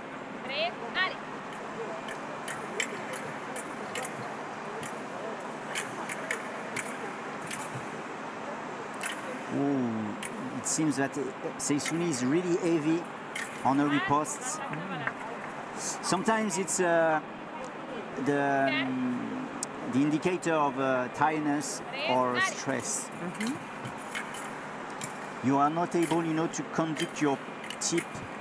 Yes, so that's so important in foil. Because if you're not precise, You don't land. yeah, you don't land on the target. It's 1 time out of 5. You need to be more precise. You can see the intensity of Cho finding her target. She waits and she flies. Making an approach and then landing. Good point. That's good. And the volcano was just a little bit sleepy. This is the first touch for Saesuni Jana. 3-1. There's not yet the fire in the house. but the golden woman of para fencing has to come back to serious things. Oh, she's too heavy, not precise enough. Here it's better. She was not going with a flick, but much more Body. yeah, direct body attack.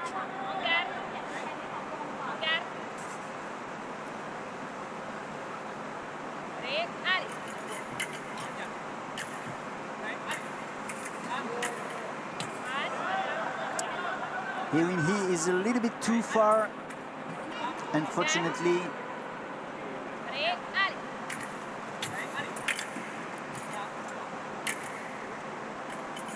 And we are in category B. This athlete got not a fully control of the trunk, so the mobility is affected, and you have to compensate this with the Your fingers. non-weapon arm. Yeah, you have to compensate with your fingers. Last test, it's all good, and still leading. 3-2, short lead.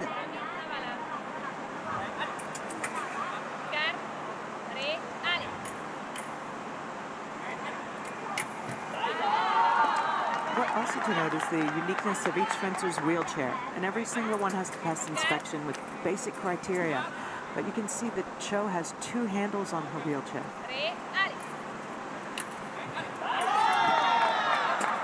I think both of them are Similar. yeah, for this you have the attack bar, the defensive bar.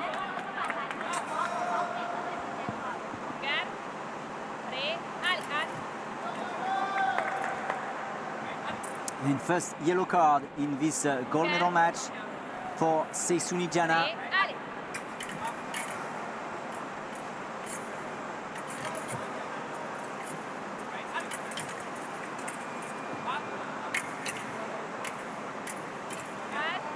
That second bar being one to help them with their balance, I would perceive, compared to the category A's with one bar. That backhand. Oh, what a heavy riposte, but it lands on the target.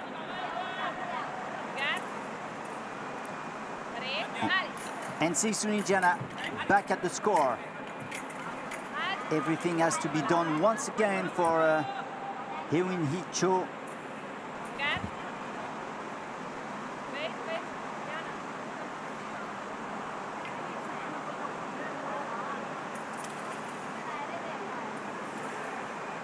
And you see the strap has been put off. It's all good now, ready to fight.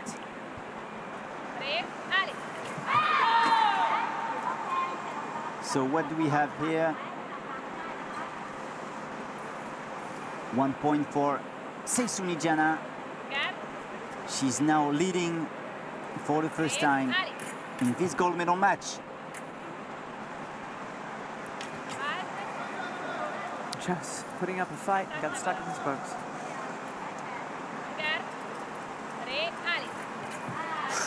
It's heavy, but it's still efficient. What a great point here. That cut was nice.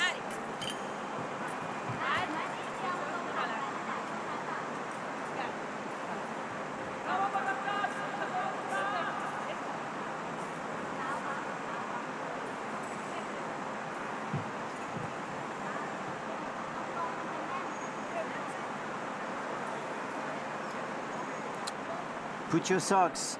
Pull your socks up. Yeah. Yeah. The rules around showing of the body for protection. The referees are ensuring that everyone is as safe as possible. You can stay in your coach if you want to be safe. You would not do fencing. Exactly. And this is a proper riposte. Well done here. Yeah, she is coming back with the fury.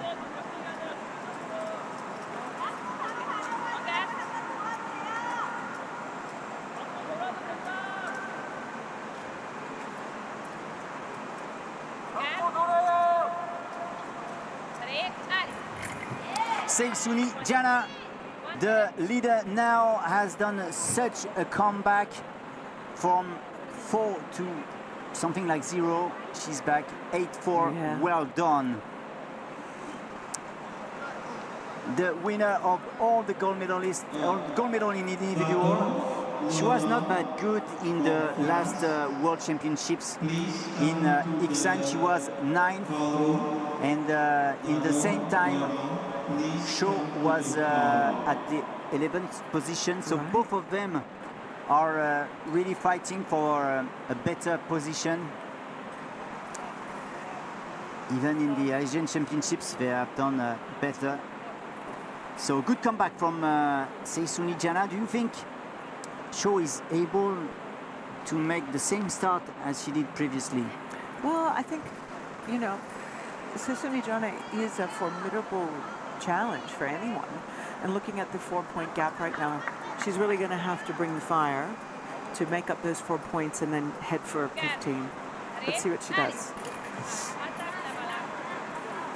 Let's see that. How will Shaw respond now? She got 3 minutes.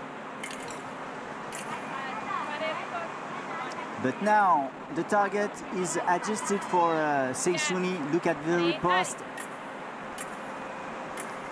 This is precise.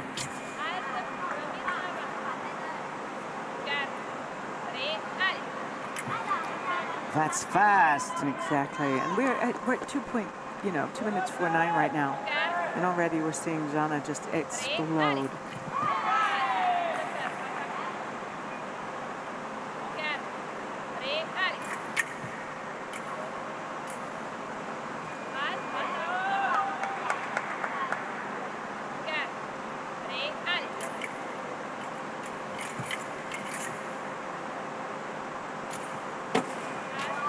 No, in the end, it won't be for show. It will be all good, all green for Seisuni Jana. What a comeback from nowhere. The boss of category B fencing is here on the piste 2. What a show. You can see that Heung-hee is absolutely lost. Yeah. There's a kind of There she goes. brain lock, but fortunately this red light will help her for sure.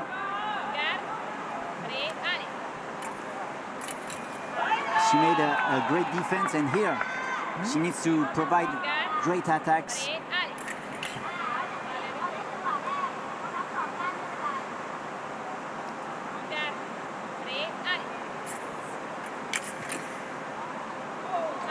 Uh-oh. We need a hand.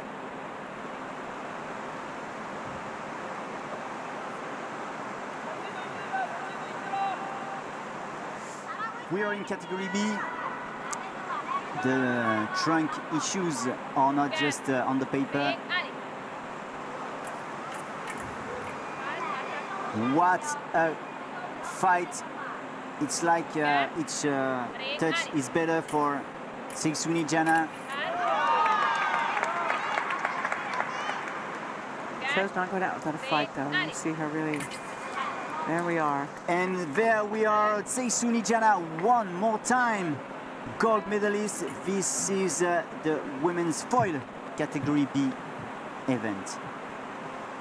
And what a comeback, Stephanie. Yeah. Wow. You imagine you are doing a good start, 4-0, and then almost no touches, and your opponent is doing all the way. Yeah.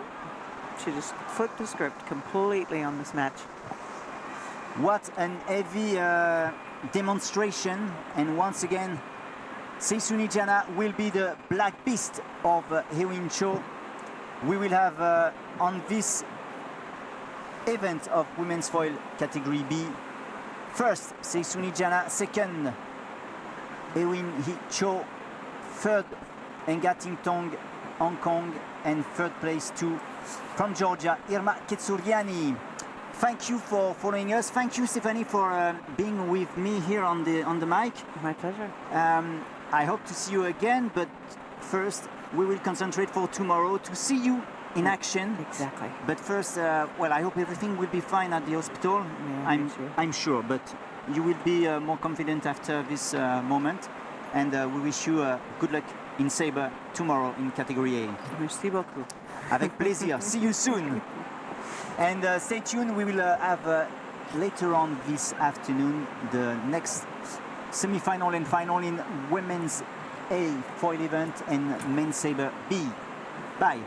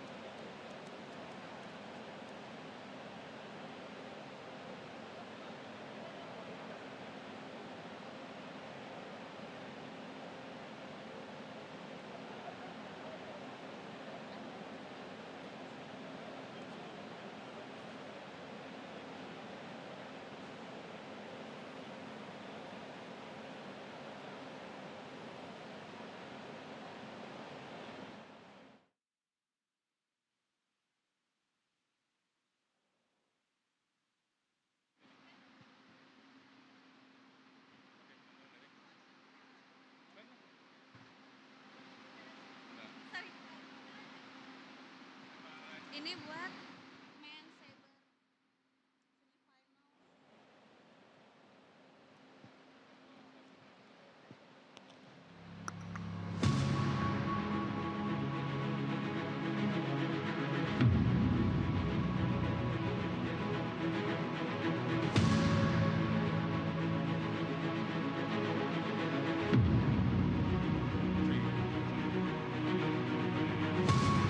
Ladies and gentlemen, we are entering the semifinals of Para Fencing World Cup 2025 for Man Saber category B.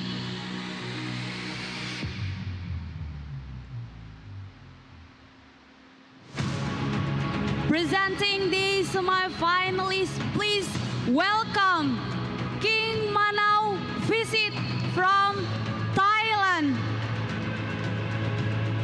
Vadon Laurent from France,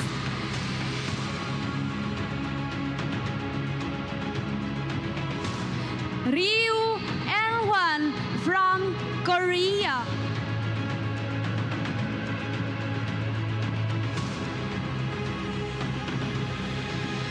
Gus Sean from Hong Kong, China, and introducing the referees, Suwarto Edi from Indonesia, Chong Mengchai from Macau, China, Wambek Andrea Eva from Malaysia, Balok Reka from Hungary,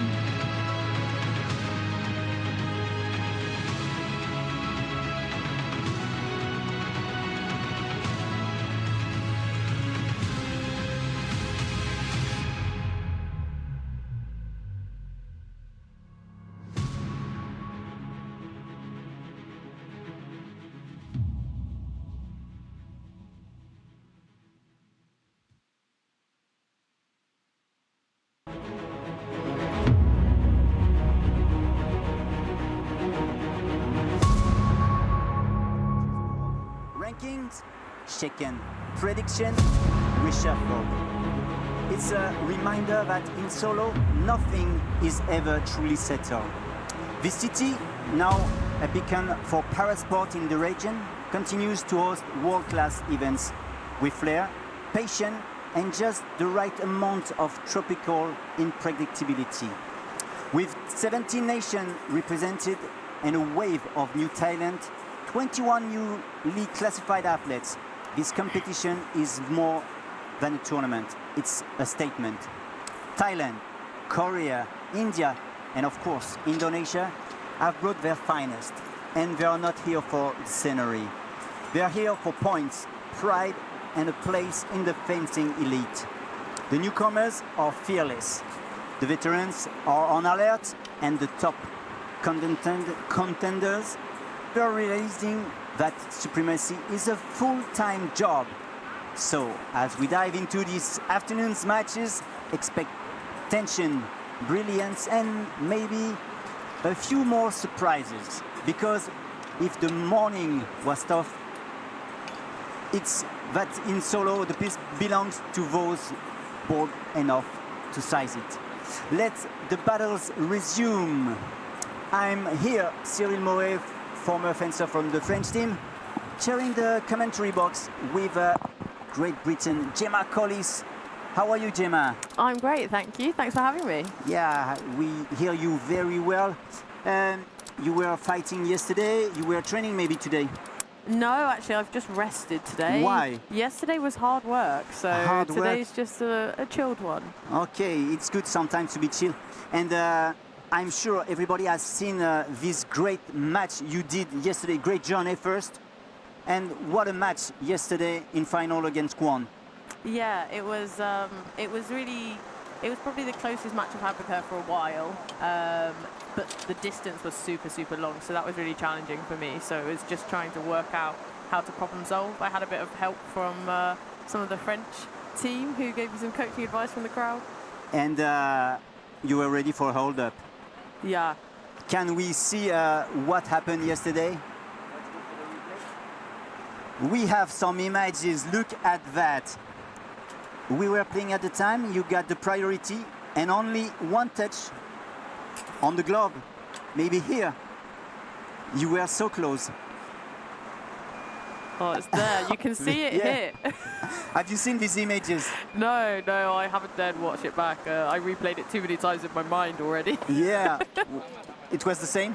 So close. Yeah, I could feel my tip on her glove. I just couldn't compress the point to the required amount to get that light on. So it was frustrating, but... 750 grams and you put only 749. Yeah, I think so. What a pity, but well, you were close to make a hold up because Kwon was leading the by a long rest way. of the match. But well, this is the tension we expect to have here. This is Saber. I'm sure you love Saber. Absolutely. So let's continue. We are in a men's Saber category B semi-final. And we start immediately this first semi-final with a Shen Glass. Hong Kong on your left-hand side, again Kyu Hyun-won from Korea. Both of them reached the semi-final yesterday in foil, and now they are fighting in saber.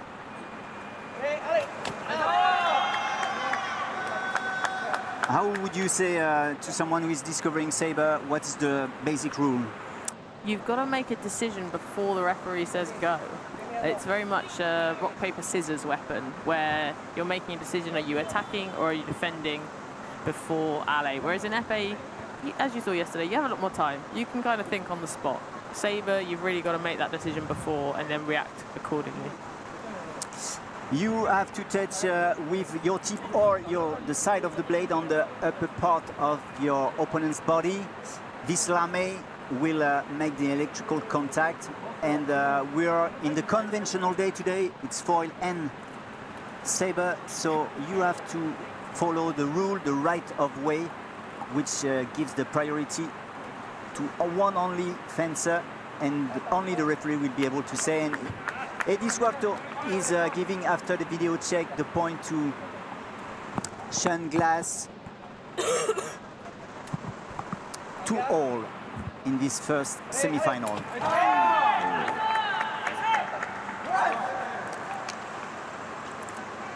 Q is really quick off the mark there. And he's also very big compared to Shen Glass. Yeah, there's quite a big size differential, isn't there?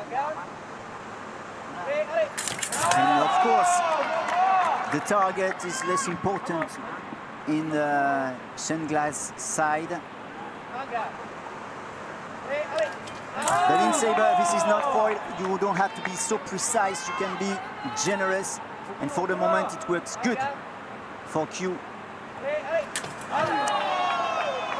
I think Sean needs to rethink his tactics a little bit here. He's getting beaten off the mark each time. I think he probably needs to have a rethink. Oh, that was a little bit messy, but for Eddie Suarto, the referee, the last action was a pard riposte from Shen Glass. Oh, this will be a yellow card. False start for Yu Hyun-won.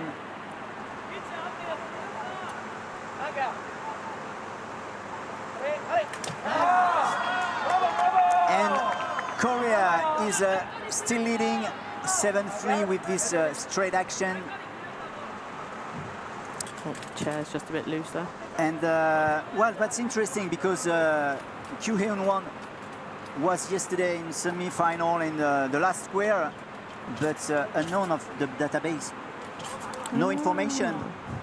Too young. This fencer, who has been a bronze medalist in the team event in saber in Hangzhou, is 33 years old.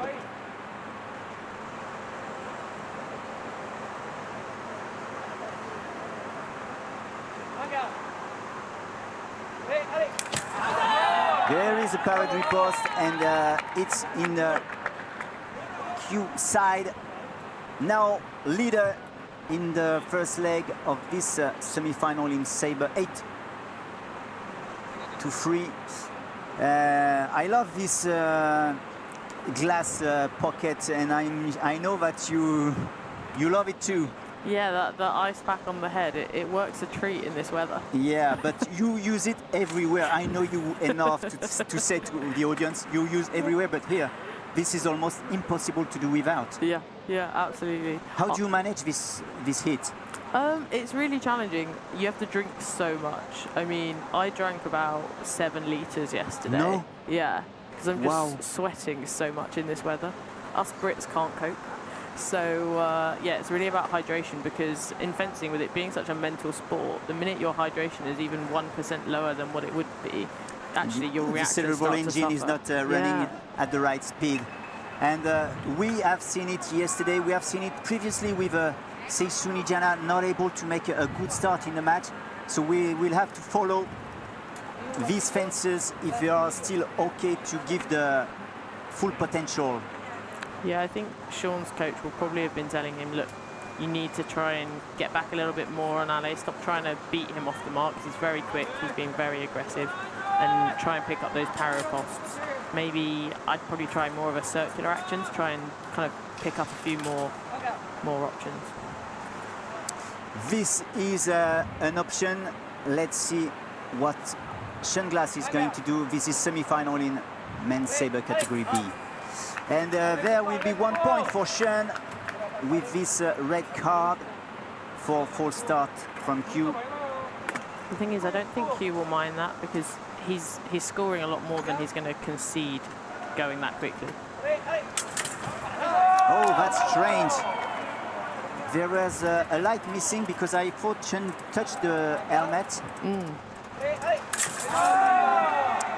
It's all green lights for the moment.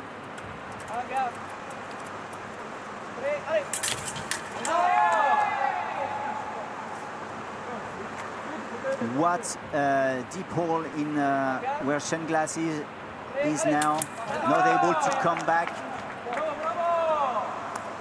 Q is just so quick on that beat attack.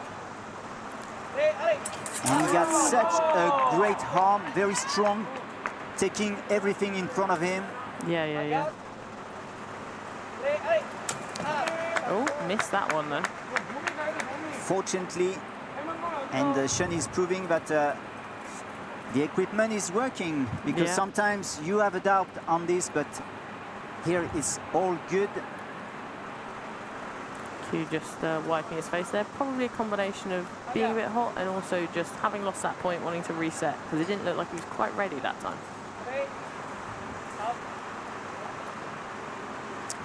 So we will have a card for also false start, even if he was not ready to start, I guess. 1 point for Sean Glass. He's coming back. He is. Just got to take it one hit at a time at this point. Maybe, yes, the priority will be on the left side.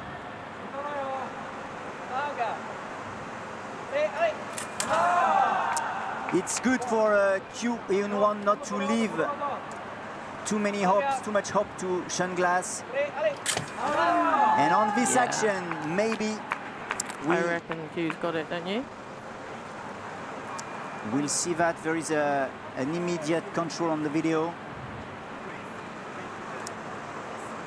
Q Hyun-won was #1 at the tableau. Will he be able to continue his journey as the leader of this tournament in men's saber category B? This is the case. First ticket to the final for Korea, Q Hyun-won.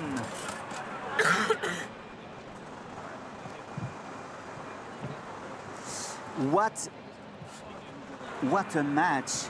Yeah, that was so impressive from Q. Like, he's just so quick off the mark, isn't he? And Sean just couldn't quite deal with that, I think. At first was trying to kind of race him and also go on Ale. And then I think, kind of as the match progressed, started to pick up some of those para posts. And let's immediately switch, Gemma, on the second semi-final. This is Saber, it goes so quick, no stop. And you will have Laurent Vadon from France on your left-hand side against Visit Kingmanao from Thailand on your right-hand side. Laurent Vadon, number 2 at the tableau, is fighting against number 3. And we have another card here. This is a red one. Visit is a very fast fencer, but also to start before alley. There is a blade contact, and this is a pad riposte.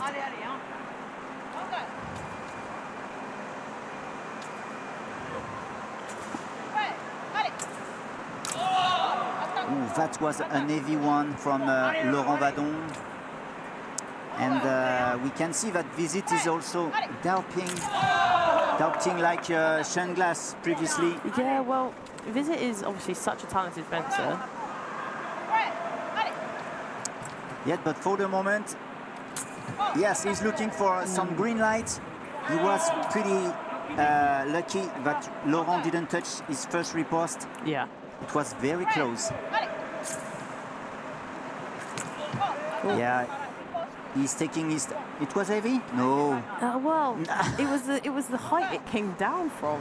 Yeah, but also the noise. Have you heard that? Yeah. If you can hear it, it's very loud. And if it's very loud, it's very heavy. And it hurts. And it could, yeah. And what a comeback from 5-1. Visit. The Asian champion is back. As he made a preparation, this will be a 6-5 score right now.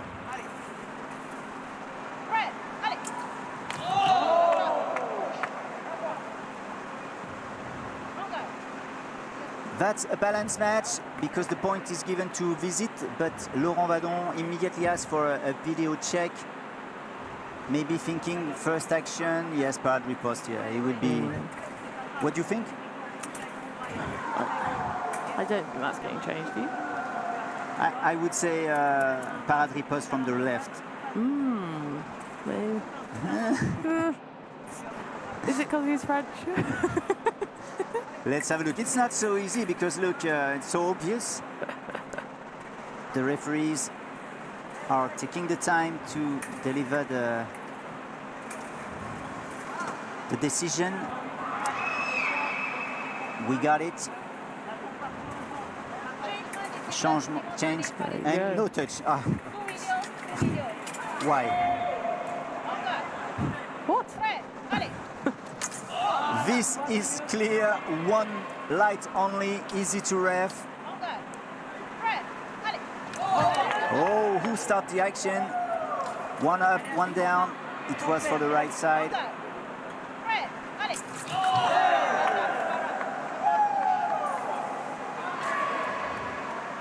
And another comeback from Visit Kingmanao.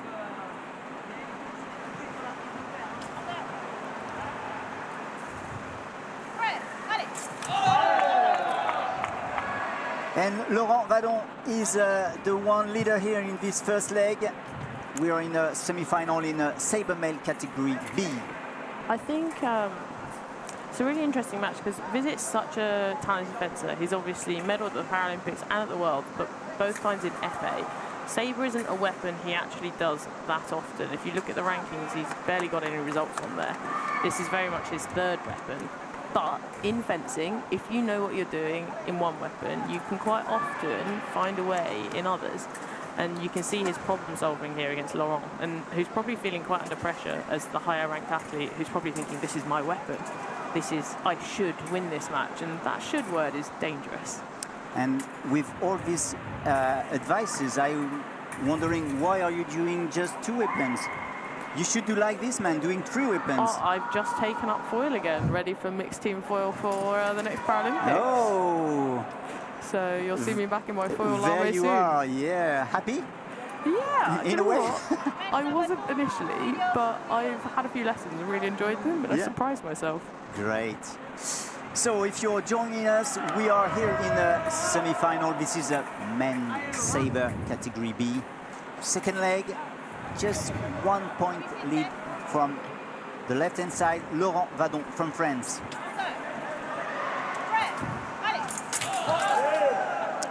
And good answer, quick riposte from Visit 8-all. Once again, a bottom one, a upper one, and this time the point is for Laurent Vadon. Small change. And we have something to watch. Any idea? I need to see it again. I mean, my instinct was that he didn't take the parry. Yeah, that's definitely a counter-attack from Visit, isn't it? I mean, for me, Laurent's hands go substantially quicker, or substantially earlier. No, what was strange, I would say, is that it's the video assistant who said, come and watch the video. Yes. After a decision. Yeah. It should be something not about the convention, but about a lift, about you use your foot on the ground. Yes. We saw this yesterday. Yeah. It should not be on the fencing. It's an unusual one. To have this kind of situation? Yeah. Pretty much. So I didn't realise that, you see, because I can't quite see the Thai coach from here, and I wondered whether he'd signalled that they wanted video. And there is a change in for no touch once again. Oh. Twice in a match, I've literally never seen it. Oh, it was an easy prise de fer, but false start once again. Easy point for Laurent Vadon. One more time. And you could felt it because he was starting and then stopping his movement. Yeah. Knowing that it was too late.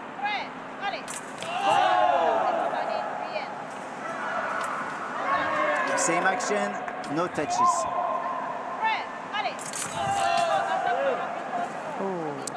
Yeah, Laurent is doing all the job, but in the end, the precision of Visit is good enough to get the point. First parade and then the riposte. Even 9. Another match which goes really very nice. quick.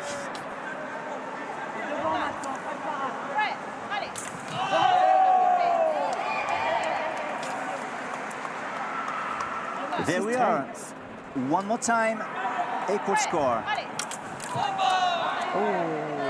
One heavy, but only one light. Visit just missed there, didn't he? It looked like he'd done all the work to get that hit. And I really like the way that Visit is holding his weapon, very soft, not so heavy on the hand. Yeah, look at that. It looks like he actually deliberately relaxes his hand between Pret and Ale. And I guess that's just to make sure that he then has that real softness and speed.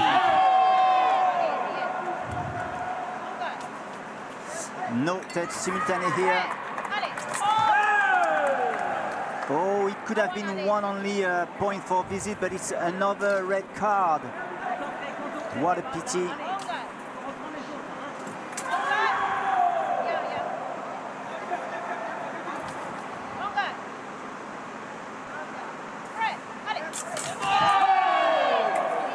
And Laurent Vadon is getting the riposte here, but there is a call, immediate one.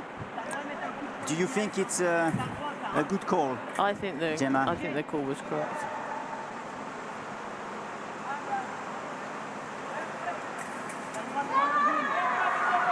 Let's see what they say. Small discussion with the replay.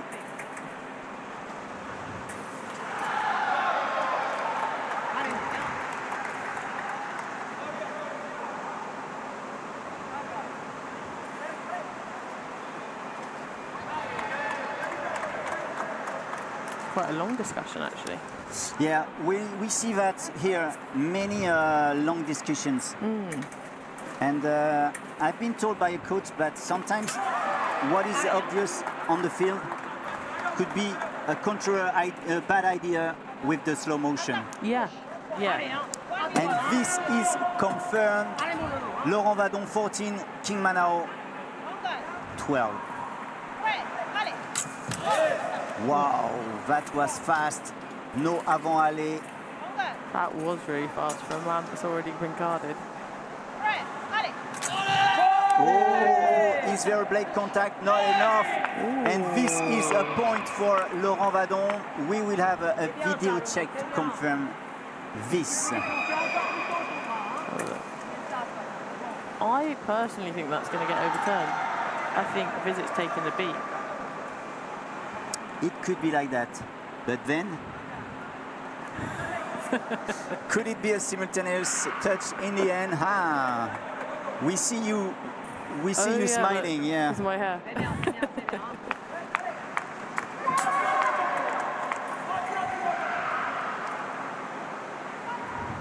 So, big discussion. The fencers keep concentrated. Only one touch gap so far, and we are in semi-final of men's sabre category B. Both fencers desperate for this decision to come back as theirs, because when you're 14-13 up, the last thing you want is the score to go to 14 all. I imagine Laurent is just sat there thinking, oh no, I don't want to do one such match. He has made a great start in this game, but it's not so easy to do it in the end, while your opponent has been able to come back, and Visit has made a very great comeback to at the beginning of the match. Yeah, absolutely. And I mean, in the pool, this was 5-3 to Laurent. He probably came in here thinking this was going to be a little bit more straightforward than it has been. We have a decision, and this is done. Point for Laurent Vadon. He's going into the final in this Saberman category B competition. Well, what fast matches, big ones, and yeah, surely Visit will be upset, but he was too much time behind, running after the score. Yeah, that's the thing. He never really could get his nose in front there, could he? It was always kind of chasing a little bit. So, yeah, great job by Laurent. Yeah, good job. And this is sabre. This is one of your main weapon, maybe favorite weapon. Can we say this? Not sure. It really depends which one's going better that week. That's the one I prefer that week. But generally, I'd say I'm an épée first and a sabre at the moment. But what did you like seeing here in the sabre matches we've had? I mean, for me, I'm a sabre that very much likes the blade actions. So for me, especially in that first semi-final, the beat attacks that Q was doing is just, like, for me, beautiful on Ale. And also to have that discipline. He got a few red cards, but actually, if you're a speedy fencer, sometimes you'll go, well, if I give away a couple of reds, it's fine, because for the most part, my speed's going to win me the match. Yeah, but here with King Manao, his loss is also because of these red cards. Yeah, it's true. It's true. How much? How many? It was something like 4 or 5. I'm not sure. I wasn't keeping count that well. No, but at least it was 3. too much. Yeah, yeah, it was quite a few, and I think he was probably very aware of the quality that Laurent has got as a sabre, and the fact that he was kind of the underdog in this match. So I think he was probably trying to push it a little bit too hard. Maybe this is it. So we will see you in sabre tomorrow. How do you feel for this competition? Yeah, I'm looking forward to it. I had a really good World Championships and felt like I was starting to get my sabre mojo back after a tricky year. So yeah, really looking forward to it. Great. We will have the next semi-final here in solo. We are in foil women category A. But I think we will have to wait a little bit, so please stay tuned. We are back soon.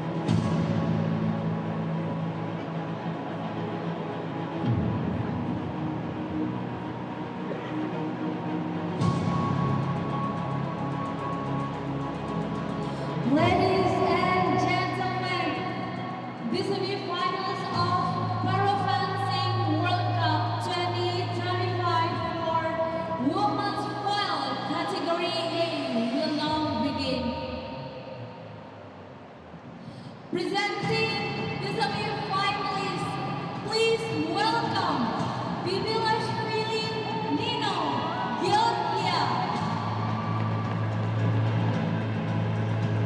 Rodriguez Menendez, Spain.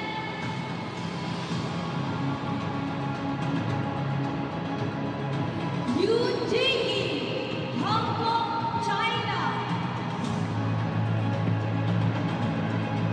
Kwon Hyo-kyung from Korea. And introducing Delivery. Wambek Andrea from Malaysia. Shambri Madonna, Georgia. Tom Chai from Macau, China. And Asmi Fauzan from Indonesia.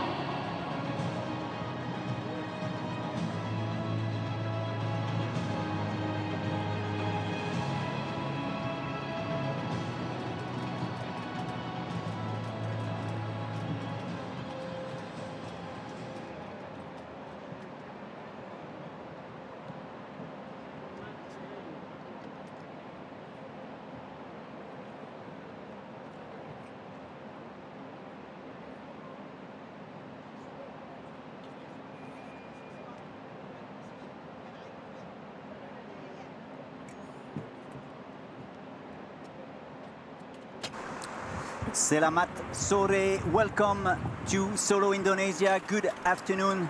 We are here in the heat of the World Cup, Para Fencing World Cup 2025. And here we are with the semi-final in women's foil category A.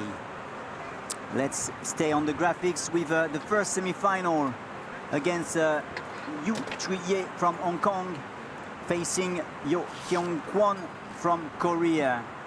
The second semi-final will oppose the Nino Tibilashvili, lucky winner of this position in semi-final against the bronze medalist in Paris from Spain, Judith Rodriguez Menendez. I'm Cyril Moret and I'm sharing this commentary box with Gemma Collis from Great Britain. Gemma, we've seen great bouts in sabre. Now we are having some foil ones, but with fencers you know very well. Yeah. And we will start with Kwon from Korea against Yu. And this is, I would say, a déjà vu. We've seen Kwon previously. That was your opponent in final in épée. Yeah. She's a world youth champion, position at the 11th at the ranking. It's not relevant to her potential. No, she's incredibly fast, so and incredibly long. So it'll be interesting to see how that matches up with Yu Chui, who is obviously such a seasoned competitor. She's so clever the way she fences foil, the way she tries to set you up. It'll be a really interesting match from kind of almost like the physicality of Kwon in the way she moves and the brains, I think, of Alison or Yu Chui. If you are joining us before getting in these details, quick remind for foil, what is it? What would you say? Well, it's a priority weapon, so yeah, you need to establish right of way to get your hit. But it's a halfway house, I think, between sabre and épée. It's not as quick as sabre, but it's quicker than épée, so it's kind of our middle weapon in that sense, I think. You only have to use the target area, which is the lame of your opponent. This is the torso, and also how do you call this part of the mask? The bib. The bib? Yes. Okay, the bib of the mask. This is the target area. All the rest will light in white if you're touching with your tip. So we may see some white lights, unfortunately, and usually because the distance is pretty open, and I know Yu is a specialist for that. She needs hair between her and her opponents. But let's start. This is semi-final in women's foil category A. Let's start. Kwon, gold medalist yesterday, got the first point here. And I hope you can see still the image. We will try to do it even if it's a blind sport, because for the fans,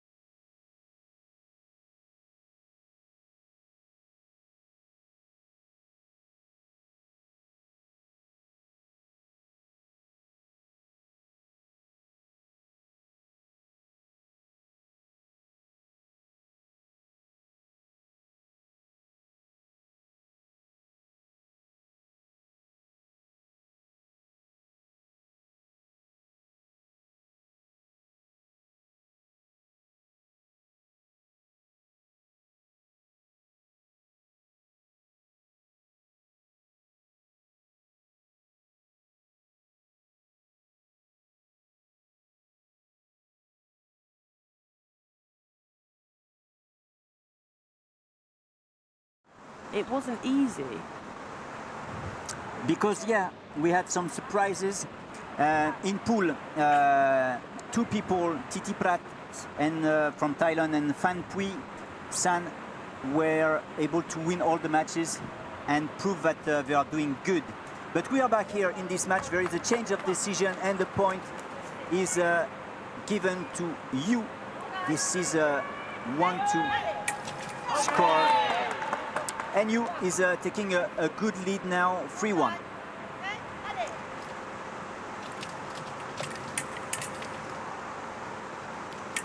And we can see that Yu is really searching for distance. Yeah. And there is something you can tell me, Gemma, there is no assist referees. No. We are in semi-final, and you will be almost on the edge. Look at that, yeah. Thank you for the replay. This is not lifting. No. But it's missing. What was missing for you for the last touch? I think it was just... Sorry. It's too cold here, so my partner will be back soon. There you are. Dreadful cough here. Yeah, no, I think Alison's just got to find that distance. It's so hard, and you can see she's trying to come forward a little bit as she searches for the blade, because she doesn't want to have to retreat fully every time Kwon attacks, because then the likelihood she can get back to her before she gets out of the way is too small. So, but like you say, it's interesting not to have assistant referees, because you would think it would be quite tempting to start to lift a little bit to try and get that extra bit of distance. This is all strategy. This is not only fencing this language with your blade. it's the whole environment you have to manage, to be aware of, and also being aware of these breaks. They are sometimes a bit long. Yeah, and you've got to be able to.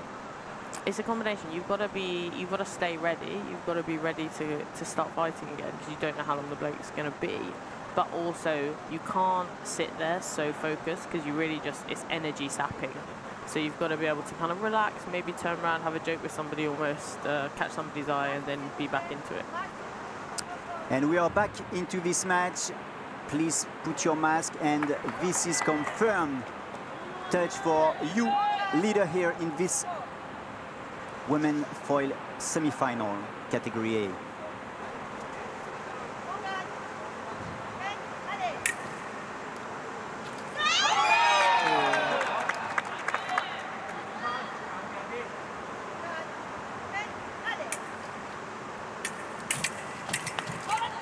That's a discussion, and in the end it's off target, non valable.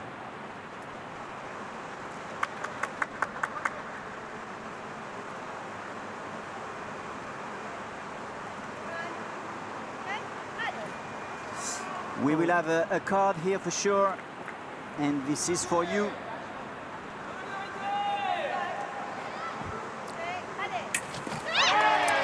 So is it a prise de fer? Is it a parade riposte?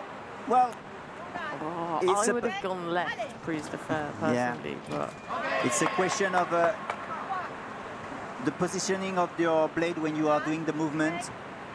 If it's too low in the weapon of your opponent, this is a parade riposte.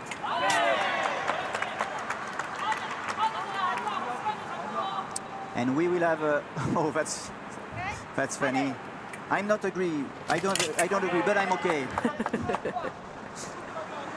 And you, he's doing good, leading here. 7-3.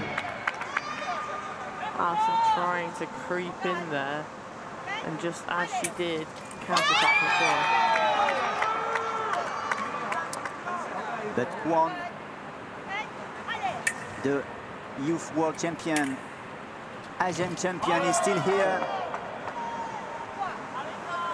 It's a bit of a revenge hit, that one, I think. Like, pretty much did exactly what Kwon did to her a second ago. 8-5, 1 minute of break. What would you say to Kwon right now? Well, I think she has been able to get those kind of almost like counter into Alison's preparations quite well. But at the same time, now that Alison's aware of that, you're going to think that that's going to become a little bit less effective. So she needs to really start finding, I think, an answer on her actual power riposte. Or maybe just put a bit of pressure on Ale. I mean, she's not going forwards first very often. Yeah, we've seen her very good in defense, and it's sometimes hard to change your habits and change your main points, I would say, actions. Yeah, but the thing is, if you can change it, if you can force yourself to go forward a little bit, it starts to take away a bit of time from the other person, because if on Ale, Kwon's always going to go back, Yuchui's always going to go forward, sort of thing, you've basically given up the priority immediately every single hit, and in a priority weapon, that's kind of a dangerous game to play. Dangerous game. This is second leg in this semi-final. We are in a women's foil category A. 3 minutes to go.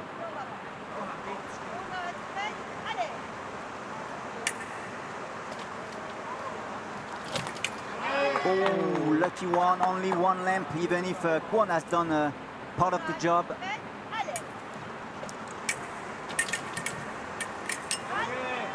Oh, that was a really nice remise there. Alison almost looked like she kind of almost deliberately fell short the first time and then really pushed her on that remise. 11-5 now. Where is Kwon? She's here, able to answer.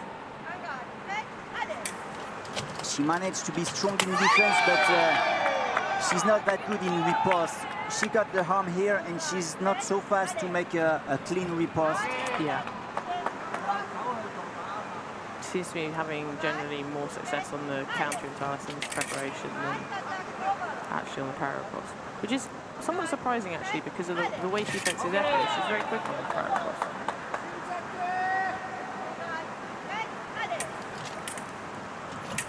She's afraid of the priority and she has been stolen her here. Yu is absolutely managing well.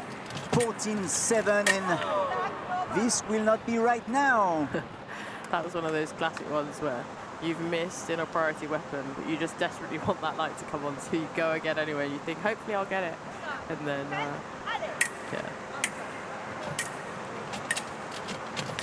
And we are waiting for a green light.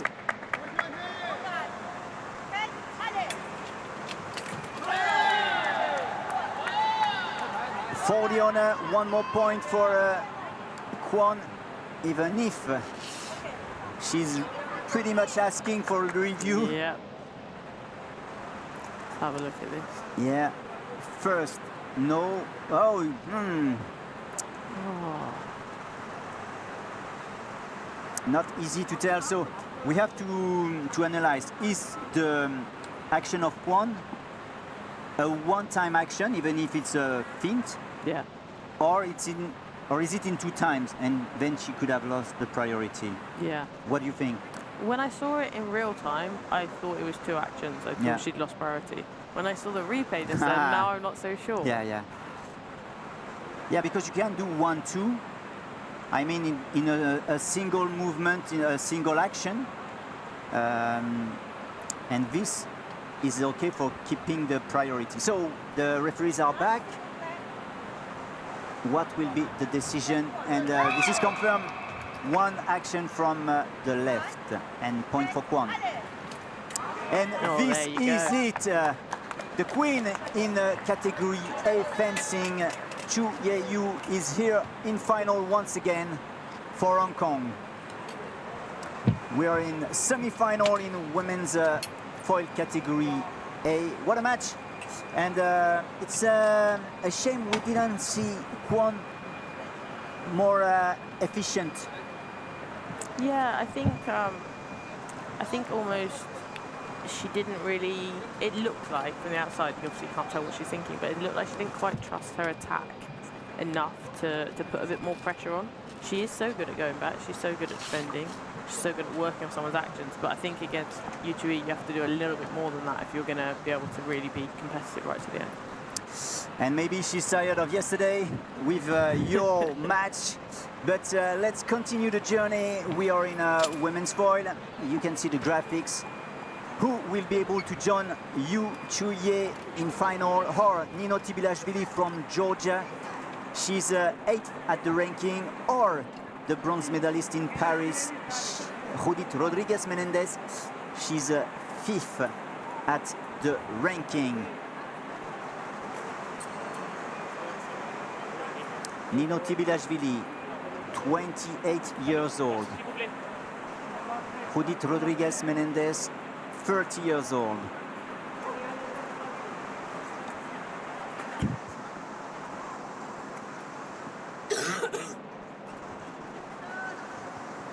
Are you ready? Let's start. Judith Rodriguez Menendez, first to lead on your left-hand side against Nino Tibilashvili, right-hand side.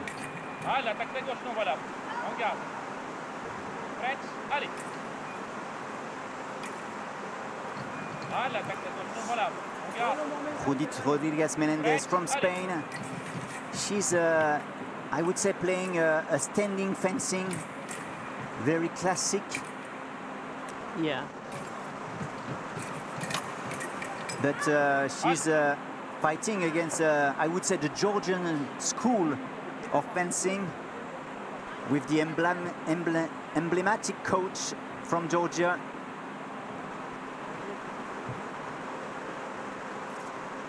It's interesting. So often we see Nino kind of in foil really playing this tactical game. She's quite happy to go back, sit, kind of defend, wait. Make it be. Yeah, well, in a foil. Try and take the beat, make sure she has priority, and then go And it's a very, I think, different style to what Judith naturally likes to fence in terms of her foil. I think she likes to go at a slightly quicker pace. So it'll be an interesting clash of styles, I think, in a way. Let's see that. Nino Tibilashvili, who was pretty lucky to be here. We've seen it previously in quarter-final. She had to deal with the undefeated Titirat Penpraziktipong from Thailand. It was a very close match. She won thanks to the priority. It's the green carpet at the time, 11-all. Have you seen more of the match? I saw only the end. Yeah, I mean, she was 11-9 up. And then, yeah, Penpraziktipong came back. And then the last 2.5 minutes, if you include the priority minute, were just so cagey. Neither fencer really wanted to overcommit. There was a lot of off targets. And yeah, both of them were kind of sitting back, trying to then one attack. Oh no, it's off target. So it was tense. This was intense, and not only fencing, it was also very mental and strategy. And in this heat, physically very demanding, that sort of fight. In this heat, moreover, 2 minutes, 37 seconds.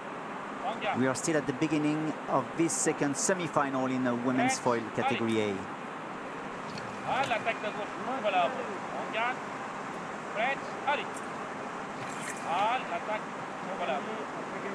Time for adjusting the target, adjusting the tip, and there we are. Okay, you can see that Judith has upped the pace a little bit since that break.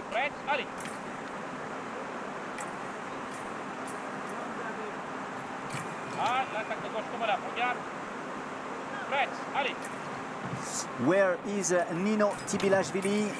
Where is the reaction?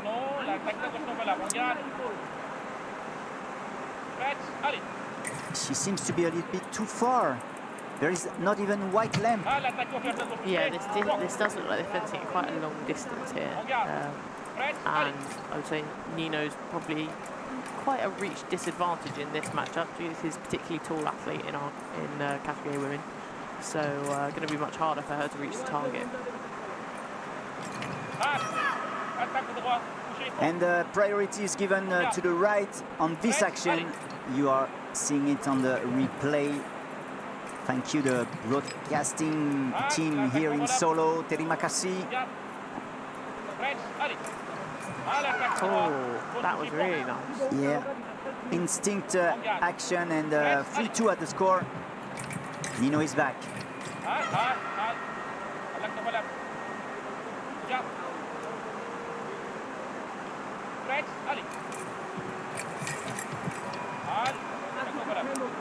Interesting, the last 4, I think Nino's gone for pretty much the same attack on Alex. She clearly thinks that Judith is a little bit vulnerable on that low line underneath her elbow.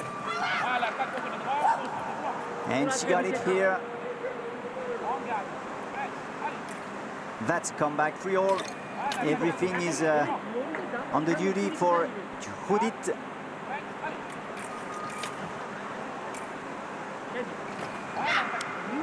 Yeah, it's like Nino is always doing the same thing, trying to push more and more, because it doesn't work at all so far.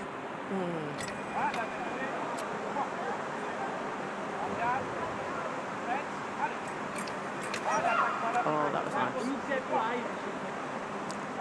But Nino is still here in the match. 6-4.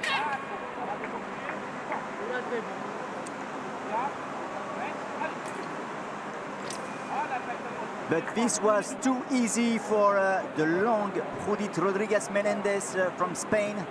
She's leading the first leg in this semi-final in women's foil category A, 8-4. She threaded those last couple of attacks through so beautifully, because Nino's going for these circular actions and Judith's just kind of spotting it and finding the timing and finding the disengages to then just go through. And what would you say to Nino to help her coming back in the match? I think the pressure that she's put on for kind of 4 or 5 hits, but she was just really trying to go with that like low disengage, I think definitely put Judith under a bit more pressure. But I think she needs to now be ready to follow that up, because Judith's probably a bit more aware that that's what she's thinking of. So actually, okay, use that as second intention. go for that low line hit, but then be ready for the power of boss and try and work with that, because if she does that as well, it's when Judith's going to be coming in towards her. And at the moment, the distance is not great for Nino, so she needs to find actions where but Judith's coming. What a risk. It's never easy to do that, to dare to do it, but, well, this is semi-final. Yeah, you've got Let's to say be no bold. chance. So will Nino Tibilashvili able to change the game, to be a troublemaker for Judith Rodriguez Menendez? This is now in second leg in this women's foil category A semi-final.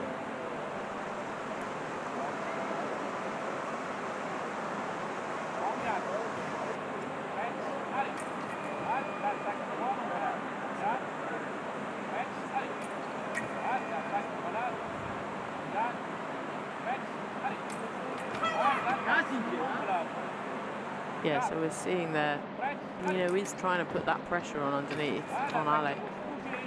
But yeah, Ju's just biding her time there and threading through. Non valable.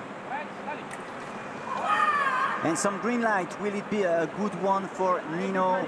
There is an immediately review check for the referees, by the referees, with no calls from the fences.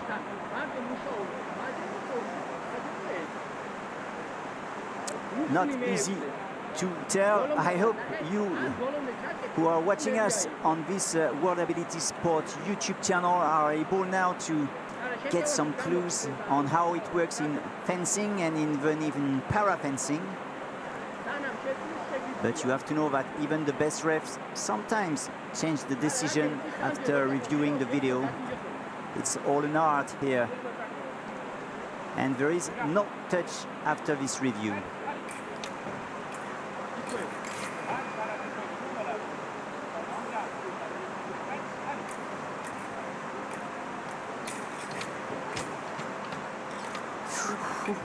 Yeah, that was close here.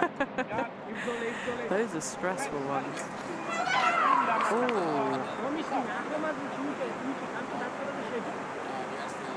Really nice from Nino there.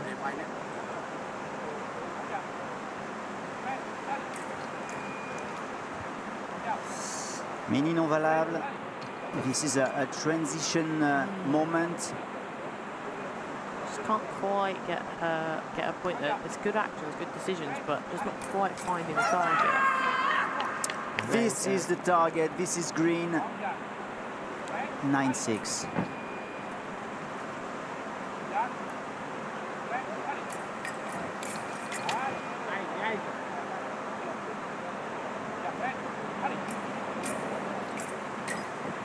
What a distance. There is absolutely no touch. But each of them were so close. Yeah, and exactly kind of the right thing from Nino, I think, tactically.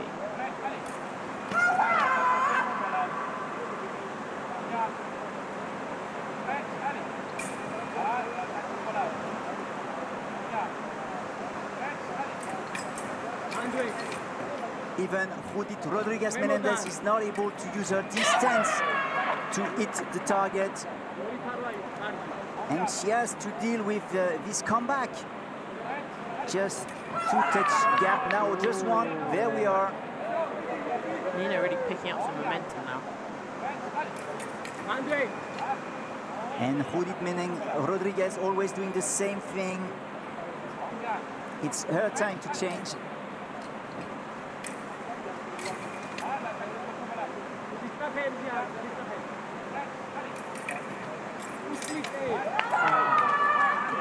Really nice. Nino's made such a big change from the beginning, hasn't she? When she was sitting back and really being much more passive.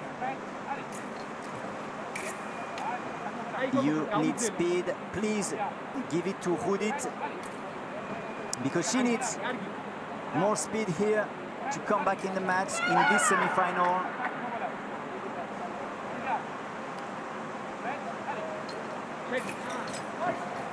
Now this is Nino on the piste, who is giving the tempo.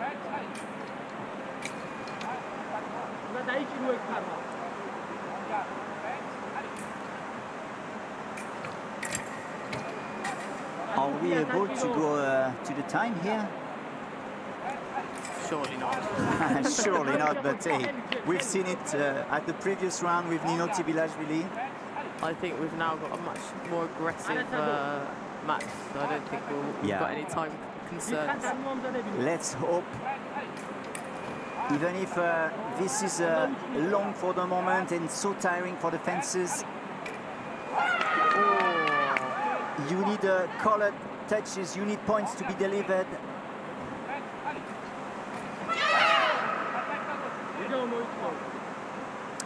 Firstly, the point was given to Judith Rodriguez Menendez, but Nino immediately asked for a video check, and it will be a simultaneous for sure.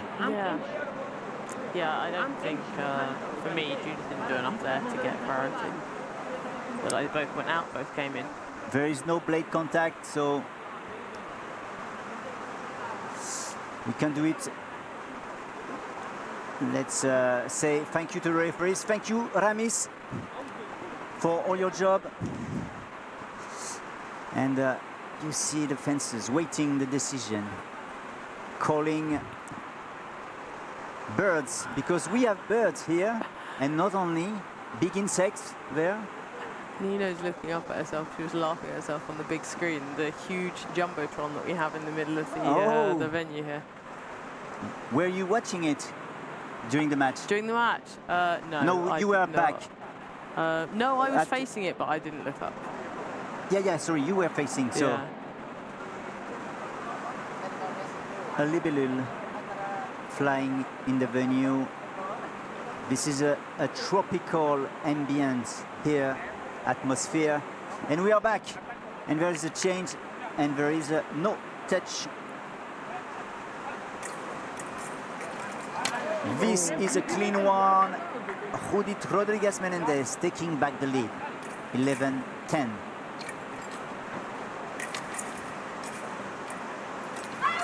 She needs to change, and she did it here.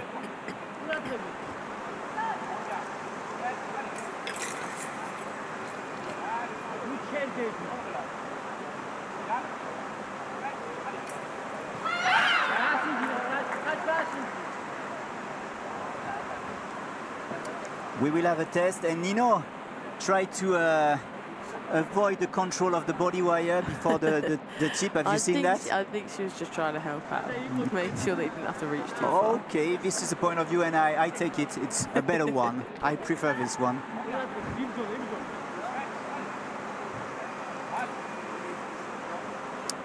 In those situations, you're so desperate for your weapon to be tested and for them to prove it wasn't working because you're sure you hit. Yeah, of course. But in fact, most of the time, everything is okay, and you have to go back to the work.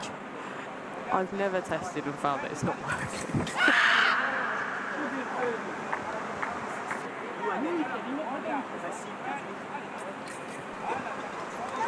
There we are, 14-10. Who is able to join you in final?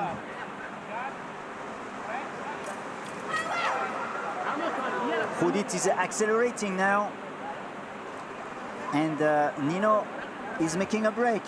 This is so tactic. I mean, yeah, but also I do feel like she has now hit the target a couple of times and had no light whatsoever. And I don't think she should have been timed out. It didn't look like it was that big a time delay, so I mean, it's legitimate. There might be a slight issue with that form. Maybe it needs a bit of cleaning. Let's see that. Was it a good choice to change the weapon so close to the end? While Judith is accelerating, she wants a place in final.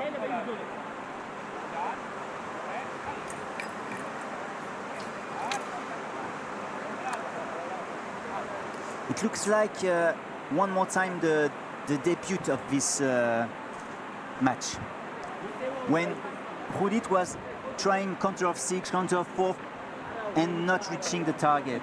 Yeah, yeah, it does seem like we've gone back almost to the beginning.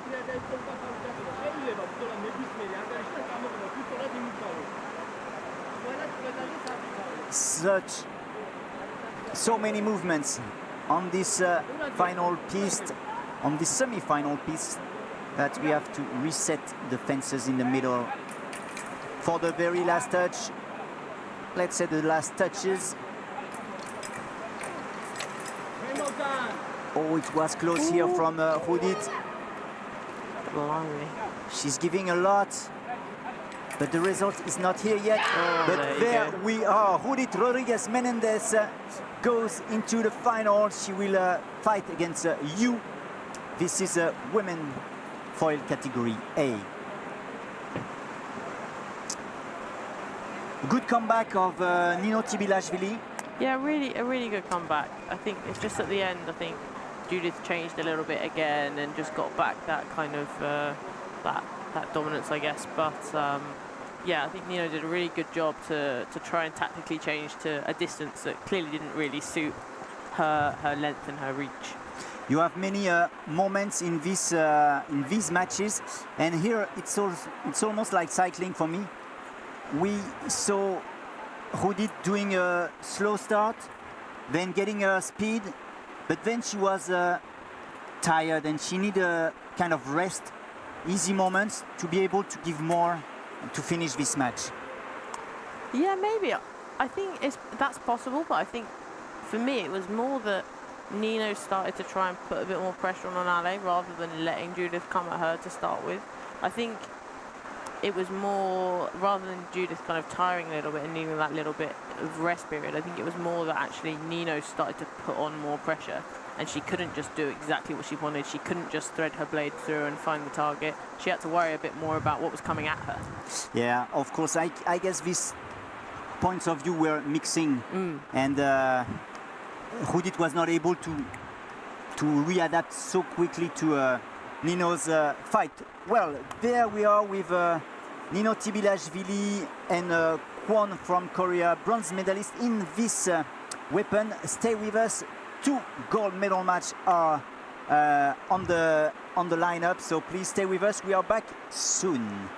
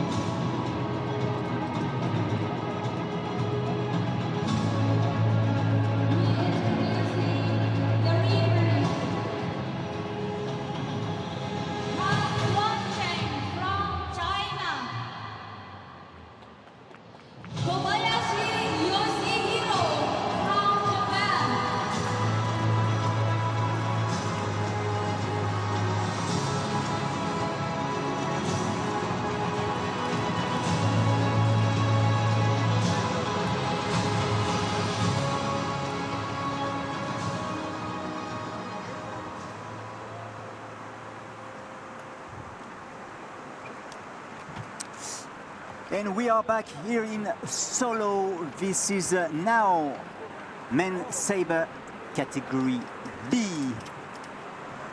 This is a gold medal match, and you can see on the graphics what happened today. We have Kyu Hyun-won, surprising newbie, defeating Shen Glass from Hong Kong, while Laurent Vadon has defeated the famous rising star from Thailand, visit King Manao.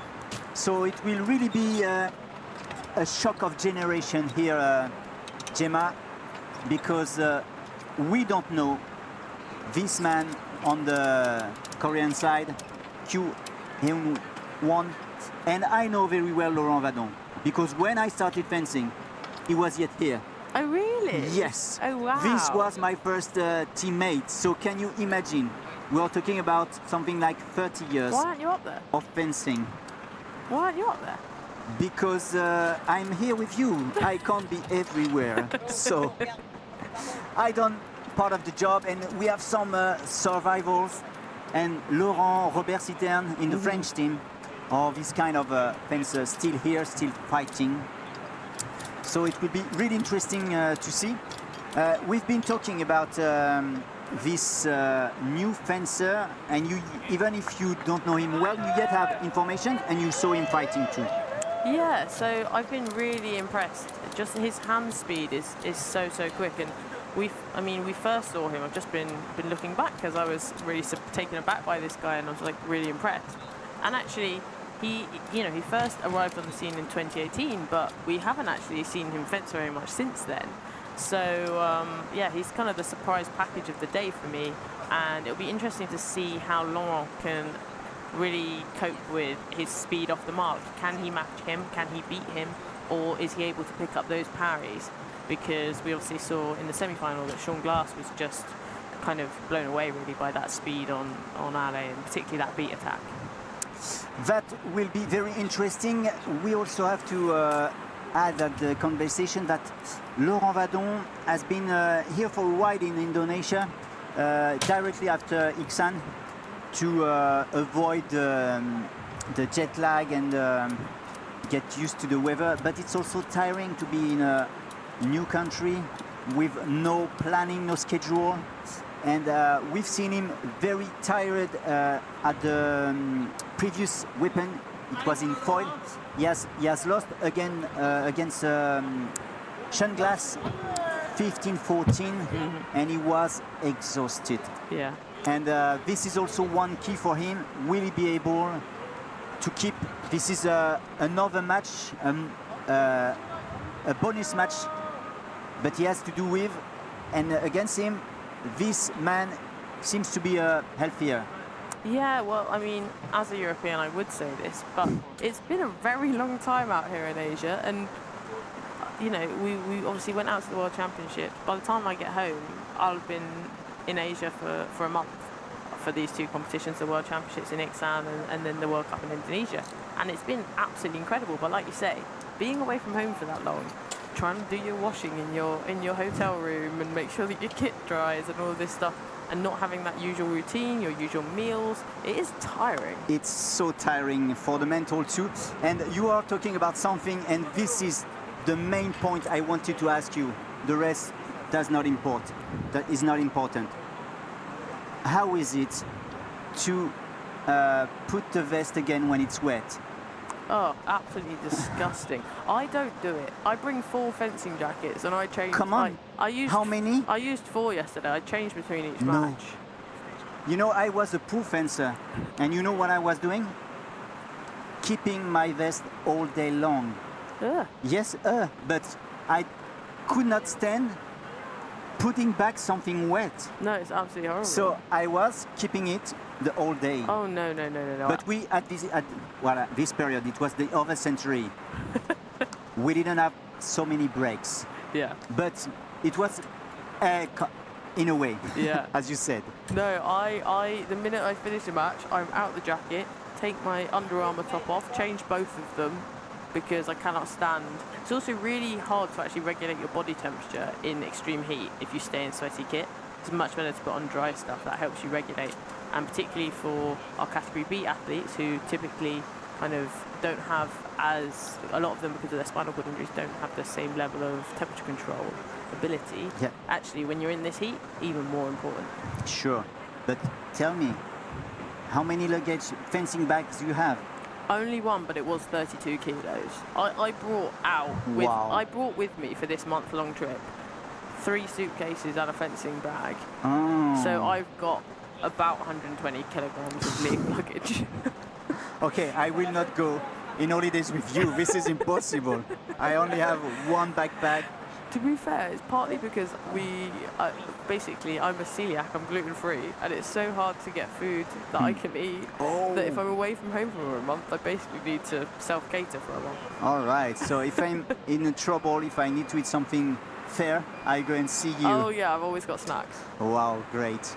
Well, this is a nice chat, but it's also important to have these feedbacks because we can't imagine all that when we see these pictures. There is many stories behind. You can't just arrive here and do a match. There's many people, involvement, achievements behind, and sweat.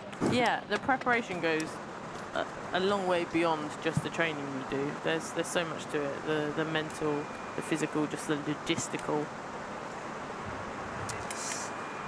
And last gesticles here to check everything. Look how Vadon is serious. Q is ready. Are you ready for this gold medal match? There we are, Saber men category B.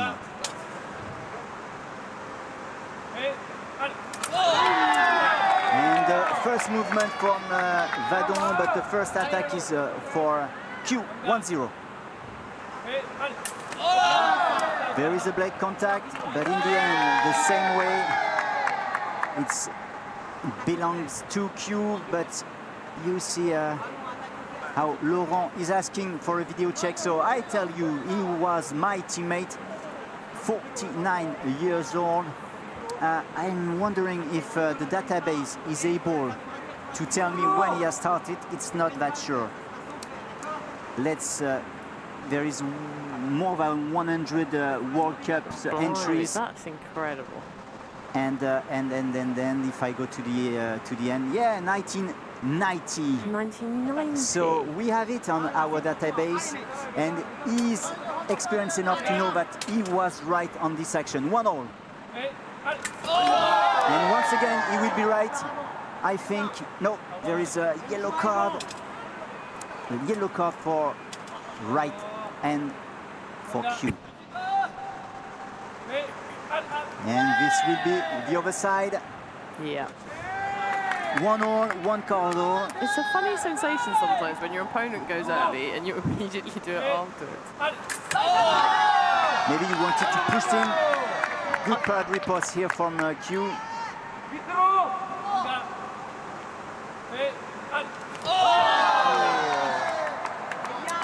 The attack by behind, by under, was the good one. 2-2.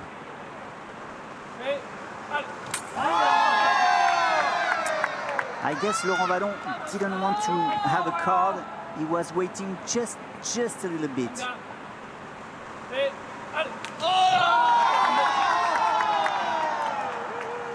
Oh, Yeah, we he's have an clipped issue. off. And it's a pity because maybe, Gemma, on the previous touch, it was the same.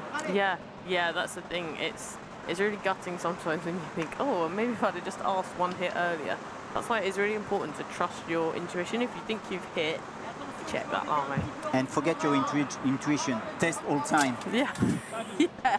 Even if your opponent doesn't want, test.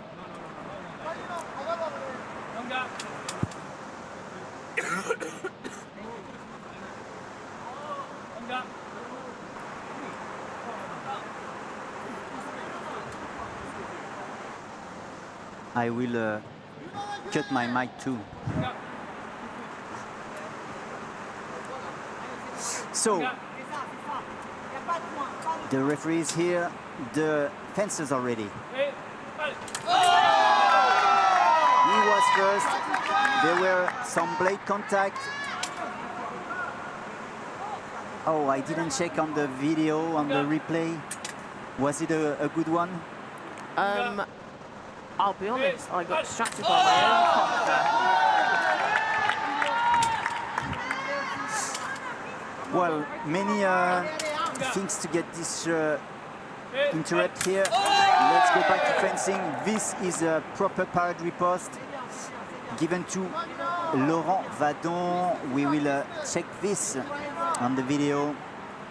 It will be important for Laurent to get this point. Yeah, and I think he will, looking at that. Yeah, I'm pretty sure, but we have to confirm this. If not, Q will go too far away at the score. No such thing as too far away. Come on now.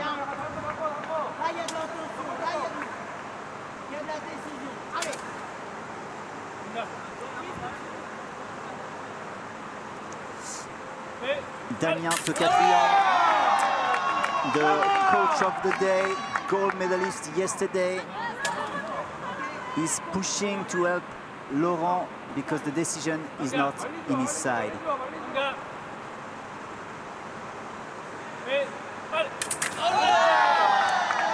Both of the fencers are moving. In the end, this is a parade riposte for Q.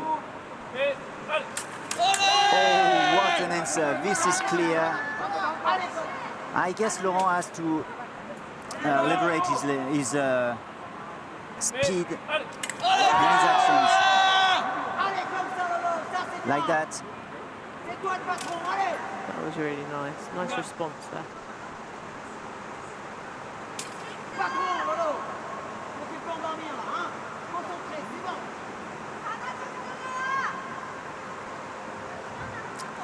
So, did we have a heavy hit? No, I think he's just got a bit of a leg, like muscle spasm at the moment there. Oh, yeah. I can see it like Karolina Strawinska, the fencer from Poland in category B. Seems to be fixed.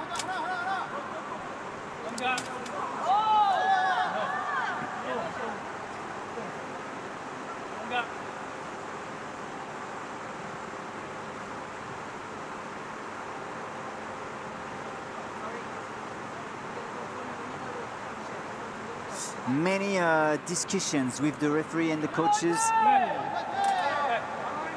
And we ask Q to stay well straight in his wheelchair. Oh, it was limit. He's just lightning fast and really strong with that attack, isn't he? Yeah, that's what you like in this Q's fencing. Yeah. I do really like it, but I wouldn't particularly want to be in front of him. Yeah, I know this. I know we have seen some fencers like that, so strong with the arm, and it's so complicated to overspeed. It's almost to overtake by the speed. It's almost impossible. And then, if you are not avoiding the blade, you can be taken in it, and there is opposition all the time, and you never. And winner in an opposition with someone so that strong. Get blocked out again and again. I'd say I love the way the French team have been supporting each other this week, all kind of going up, and like they haven't got any coaches here, but you know Damien has been coaching, Serge has been coaching Damien. It's really nice to see when teams work together like that.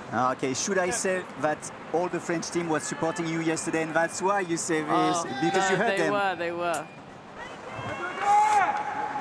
8-5. We are in the golden match in this category B of Saberman. Who will be the winner? Or Laurent Vadon. 35 years of fencing, or Q Eun-hin, 35 months or weeks of fencing. Make your choice. This is here and now. Oh yes. No, we will have a full start. Unfortunately, 5-9.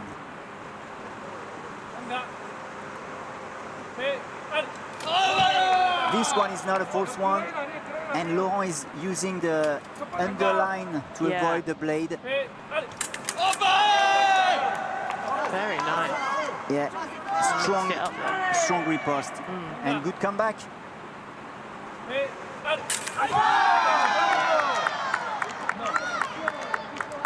Maybe Laurent should ask for the video before aller. But I think maybe he doesn't have any more video I'm not slots. sure, but also the issue is whether the video has sound or not. Sometimes it's you kind of ask for it and No, they say you can't do there it. is no sound actually, but sometimes you can almost feel that was it before or not. Many tension here, many cards as you see. Oh, we will have one more card for sure. Whoa, whoa, whoa. Get tense. What a final. Is the hit participating to these issues?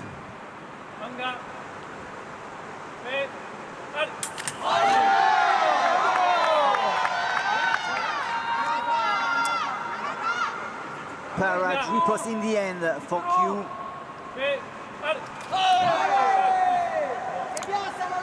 Yes, under is a solution. Yeah. There is no blade, but maybe Q is strong enough to close this line.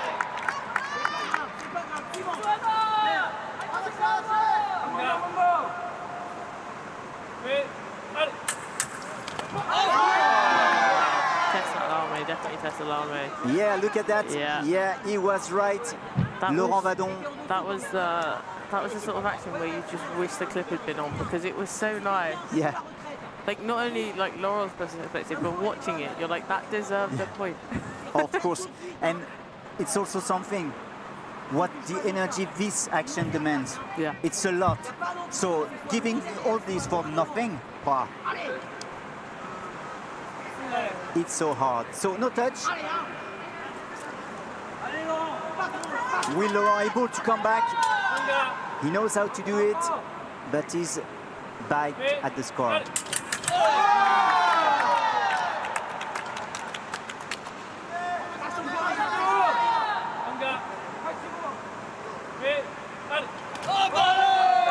One more time, the underline is a good one. Laurent Vadon is resisting. Oh, what a pity, he was close, but what a great answer from Q Eun-hon.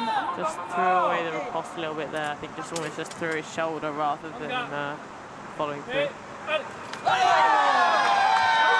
And we will have a video check here on this last action. Who started first because there is no blade contact? For me, Q did look like a counter attack from Laurent. Yeah, me too. And we are close from the referees. We are able to see that on the replay. Yeah, I would say so. So this is the decision, and this is done for the very first time. His very first World Cup. Q Hyun-won is gold medalist here for Korea. We have another Korean goal. Good week for them so far. Yeah, very well, and good match from Laurent. He did it, not to the end, but this is yet a silver medal. Yes, I will try to have an interview of the winner. I will find my translator, so can you stay with us? We will course, have yeah. another final to come. So don't move, the interview is soon.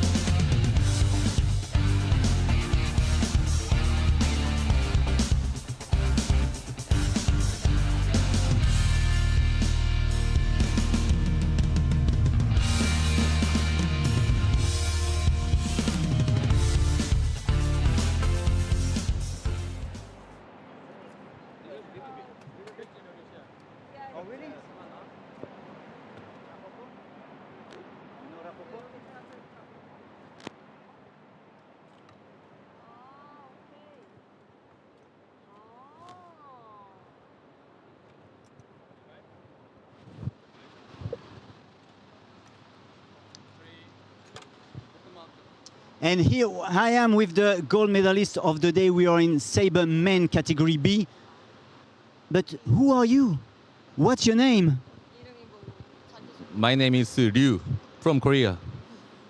And tell us more about you, because you've been starting fencing in 2018, but not so many competition, and it's almost your first time, and yet a first gold medal. 한국말로 해도 돼요? 몇 년간 다쳐가지고 대회를 출전하지 못해가지고 더 그랬는데 이번에 운이 좋게 메달을 뗀 것 같다고 그렇게 말씀 좀. In the past few years, he was sick, so he couldn't he couldn't participate in any tournaments. But now he has recovered and was able to win gold medal. And I want to ask you, because you were sick, but you were working. This arm is so strong, is so efficient. How are you able to deliver this level of fencing with few trainings? 휠체어 펜싱 하는 사람들은 다들 그렇게 부상을 달고 하고 있고 그런 정신력이 없으면 이렇게 살아남을 수 없다고 생각하기 때문에 그런 정신력을 가지고 했다고 생각합니다. He thinks that with all the same athletes who are in para fencing, everyone has to train really hard and would have similar like this. He would have to practice more, and that was that was the method of how he got so strong. Ketchenayo, the good method. Look at this face, look at this name, we will see him again. Thank you very much, and the next gold medal is about to come. Stay with us.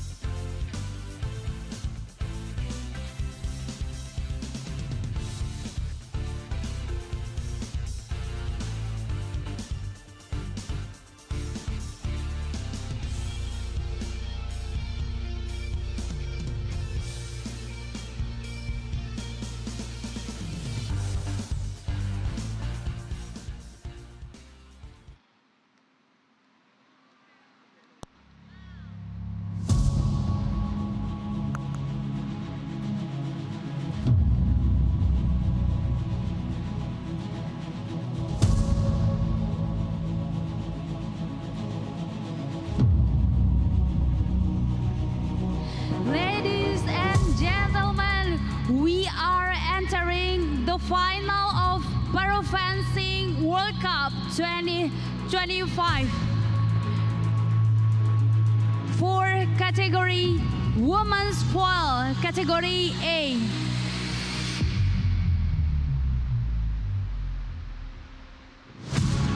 Presenting the finalists, please welcome Rodriguez Menendez from Spain. Yu Juyi from Hong Kong, China.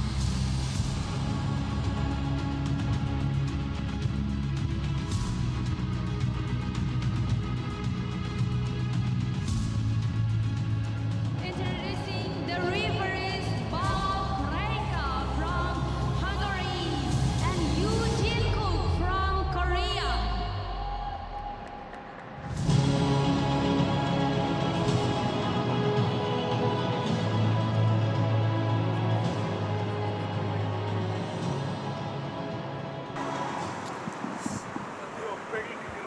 Welcome in Solo, Selamat Sore. We are in Indonesia for this World Cup in para fencing. This is the very end of day 2, the last gold match. We are here in women's foil category A. Yu Chu-ye from Hong Kong is facing the young Judith Rodriguez Menendez, 41 years old for Yu and 30 years old for Judith Rodriguez Menendez from Spain. I'm still with Gemma Collis from Great Britain. You will be a new lover of foil, so I'm sure you're learning things today. Oh yeah, yeah. I need to watch what these women are doing and try and pick up some tips for sure. And what could be the tip you yet have taken? I think it's interesting. When I was last doing foil internationally, I always felt like I have to do everything so quickly. There's no time.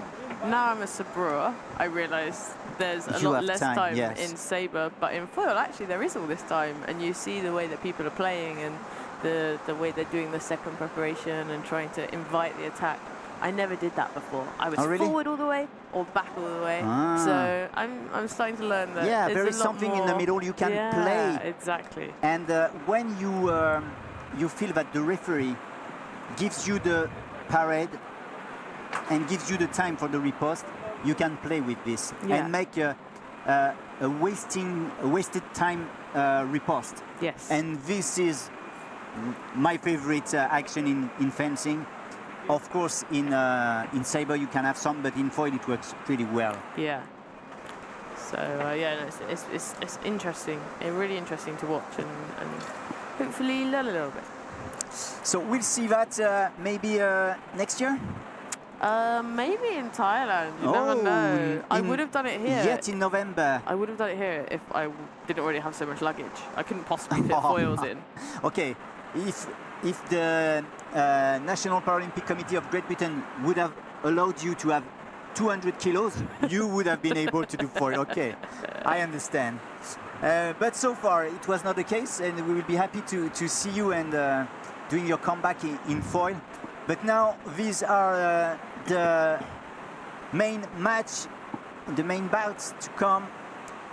To you on your left hand side, the left hand fencer from Hong Kong, always smiling, and Judith Rodriguez Menendez, pretty young in fencing. She has been started fencing only 3 years ago. Yeah, certainly within wheelchair fencing. Obviously was fencing standing before that, before obviously losing her leg. So does have a lot of experience actually in the bank. Just has had to adapt her style to wheelchair fencing. Sure. This is not the easiest way because you have noticed it while you were fencing able-bodied fencers. They are never at the best level when they are sitting at the first time. Yeah, the movement is so different. Obviously in standing fencing you keep your body very upright and you move with your feet, and this is all about that torso movement, that movement from the hips. And we've seen earlier the way that Kwon is able to lie down in the semi-final against Yu Chu-ye. So it's very different, and Judith has adapted brilliantly well and brilliantly quickly. And I'm super excited for this match because obviously Judith beat Alison in the Yu Chu-ye in the bronze medal match. Thank you for Paris. checking. So it should be a really interesting one. The revenge is here. And I wanted to add something, and we have time because we have a small issue with the frame. It's also a difference of intensity. When you are standing, you have this long strip, you can go from one side to the other, and you rest your arms. Yes. In wheelchair fencing, in para fencing, this is absolutely not the case. And when you have a referee which is rushing you, you can't rest. And I remember, and maybe we'll save if it was the same for you, when I was fencing French team able-bodied athletes, they were exhausted on the shoulder. Yes, yeah, and also the hand, because in standing fencing you can kind of relax that grip a little bit as you back off and you get out of distance, whereas here you can't, and actually it's that like kind of almost crampy feeling in your thumb if you're not used to it. So yeah, it's very different intensity, and also the time you get actually mentally between points is less because you're sat in place, so you can't wander up and then wander back and take your time. And what I'm thinking, by the way, what was my last idea. And yeah, I wanted to show you a picture, but I'm not sure we have it. And but we will talk about it if you want. It's a certain British fencer talking to herself during the bouts. Do you see who I mean? Probably me. And do you know what I want to know here? What are you saying to yourself when you are like this? Most of the time, I'm telling myself one hit at a time. You have to work for every single hit. This is the mantra. That's the mantra. That's the main mantra. But there are some of us. Yeah, there's other stuff, and sometimes I'm talking to myself on like a tactical level. I'm reminding myself, okay, look at the distance, make sure you attack when she comes in, and things like that. But a lot of the time, it's more just trying to combat any anxiety or doubts that I maybe have, and trying to replace those with more helpful instructions to myself. Very, very interesting. And if we have many observers, careful ones, they also tell you, but there is a strange thing, because you're talking to yourself, but you're also pointing your finger to your coach. So who are you talking to in priority? I mean myself, but when I gesture to my coach, it's like so we did some work on what I look like at my best versus what I look like at my worst. At my worst, my gestures to my coach are negative, and I'm looking around and I'm like, I'm lost, I don't know what to do, and I'm getting frustrated. At my best, even if I lose a hit, I'm going, that's fine, it doesn't matter, I lost that hit, don't you worry, I'll get the next one. That's kind of you to take care of the mental health of your your coach. So yeah, it is very much that. I'm kind of signaling, going, yeah, I know what I did wrong, I'll not do it again, I'll get the next one, don't you worry. Yeah, this is almost what I see from outside, saying, yes, I know, but I was also wondering if this, look, I want to do something we've been training so many times, late at night with the blade on the hand. Oh yeah, sometimes the gesture, if it's more like a pointed finger, a bit stronger finger, oh, this one. I'm giving, that's more like, yeah, that's a hit we've been working on. That felt really good. That's what we've been working hard for. In this instance, though, I'm just here with my dad, and my dad, by his own admission, doesn't know a great deal about the fencing. Oh, really? So, like, he's a great spectator, he's a great supporter, and I couldn't do it without him. Yeah. But on a tactical and technical level, it's not his game. Okay. So, yesterday it was more just kind of like, yeah, I know what I'm doing. I understand much well here now. And I was wondering also something, sorry if I'm too curious and to tell it to me, but when you say this, when you point your finger saying, yes, this is the touch, is it a classic touch for one of your best touch, or was it a touch for this opponent in particular? Usually for that opponent in particular. So there is also a big work behind. But behind the scene, the fencers were getting ready, and we are now almost good to continue and finish the day with this very last gold medal match.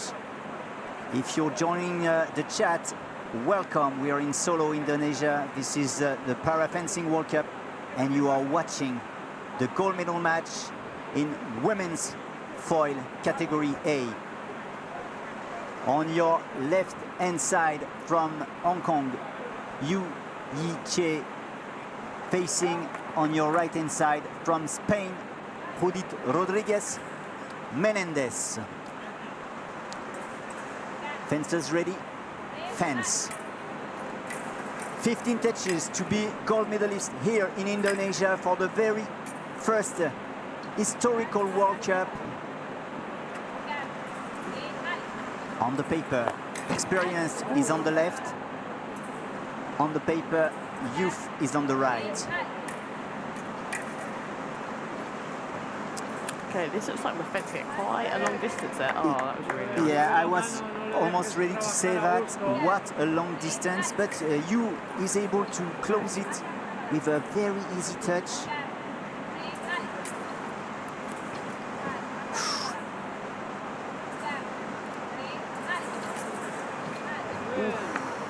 And this is a Good parade riposte. 1-all. Tienes que controlar la distancia, no me das que pasiva.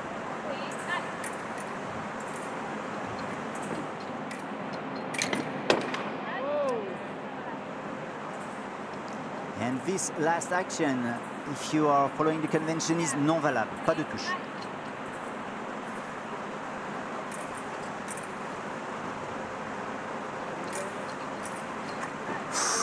What a hold up here. You are smiling for this too, I guess. Cheeky remise. Why not using cheeky? And it's all good already for the moment for you.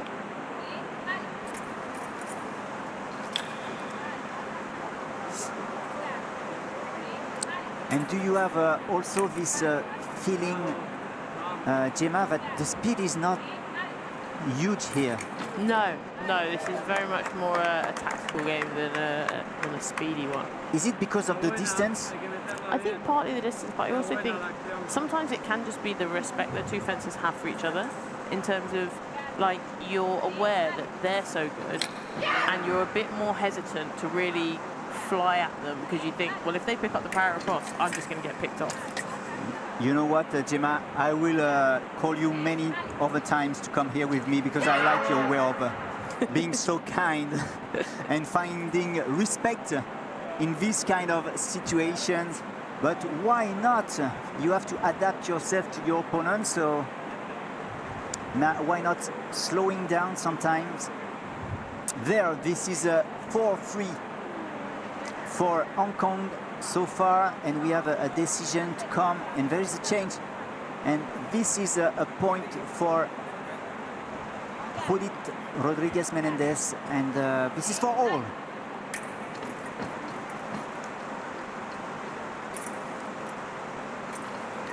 Oh, she's taking risk, Alison, here. Yeah.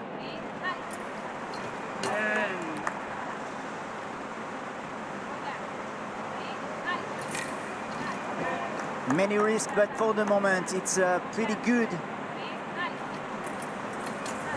She's putting the doubt in Judith's head.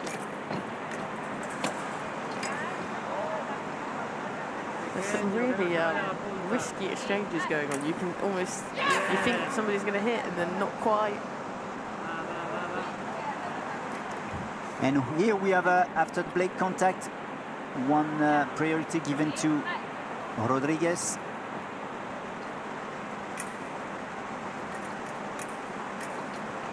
Wow, that was a very well done here. Yu Chuye getting a new point, 7-5. And there we are with a leader here on the first leg from Hong Kong. While it's not a lot, this is just 8-5, but there is something. I think the doubt is really in the head of Judith so far. Yeah, I think you saw that kind of when her coach was approaching a little bit, kind of just the initial kind of shake of her head. I think probably just thinking, look, we need to change something here. I'm not very happy with how it's going so far. Whereas Alison all smiles as always. Yeah, you can't take this. No, it doesn't actually, a poker face. It doesn't actually mean anything because she smiles no matter what. She's just always smiling. I've seen him losing against Chinese fencer with such a huge smile. If you take a picture, you say, I've got the winner. Yeah. And also, I wanted, before the pose is finished, the left-handed. Is it a trouble for you, for example? Certainly, I mean, when I was fencing foil, left-handers I found especially troubling. So, yeah, it's just, you have to change your angles a little bit, and it can be, I think, sometimes a bit easier to slip across rather than hit. Yeah, you need to push your tip on the lame of your opponent, and if it's you don't have the good angle, you can't get a point.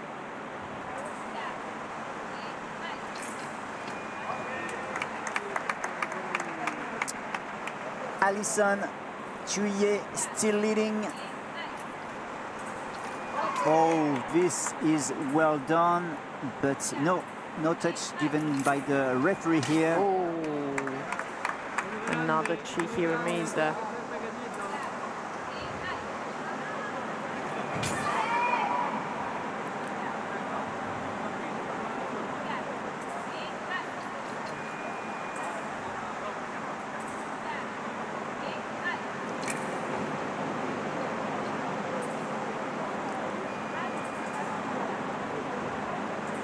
(10-5). We are in the gold medal match. We have some off targets, but be sure the colored lights will be back soon. And we need Judith Rodriguez Menendez to light much more. Oh, Alison's clip was off. Yeah. She's too far for the moment. And of course it will be easier with a clip on.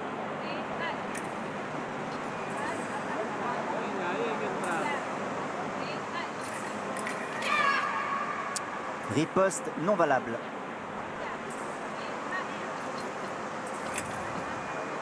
Oh, that was a nice counter into Alison's preparation. 10-6. Oh, it's a pity. Judith is not far sometimes. Yeah, you can almost... It looks so close to touching, and then it's just not. No, it won't be good for Judith, this one.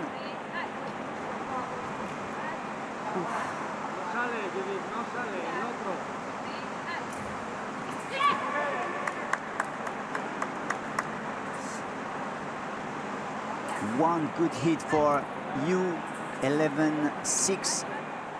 Good answer here for Spain.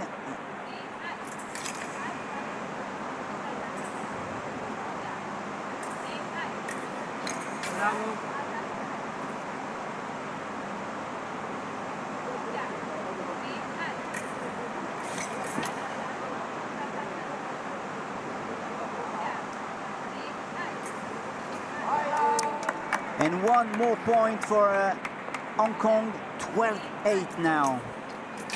And she's accelerating. She's on.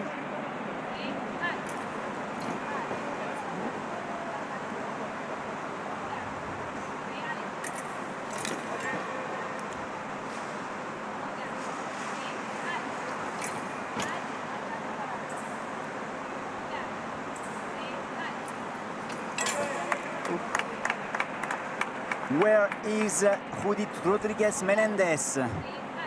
We are here in the gold medal match and she's not able to find a solution. And we have a winner. It should be after the video check. Yeah. Yu Chuye.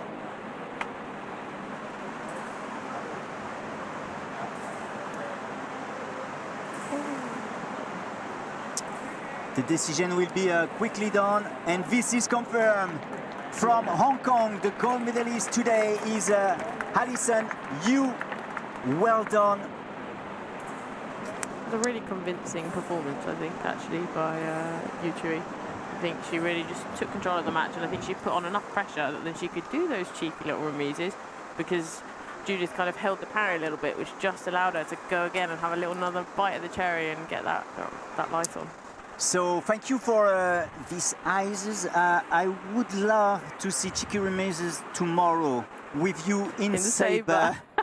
Thank you for being with us here, Gemma. It was a big pleasure, and for sure we'll see you again here. Thanks for having me again. Good luck for tomorrow, and please stay with us. I will have the interview of the winner immediately. This woman, Yu Chi-Ye.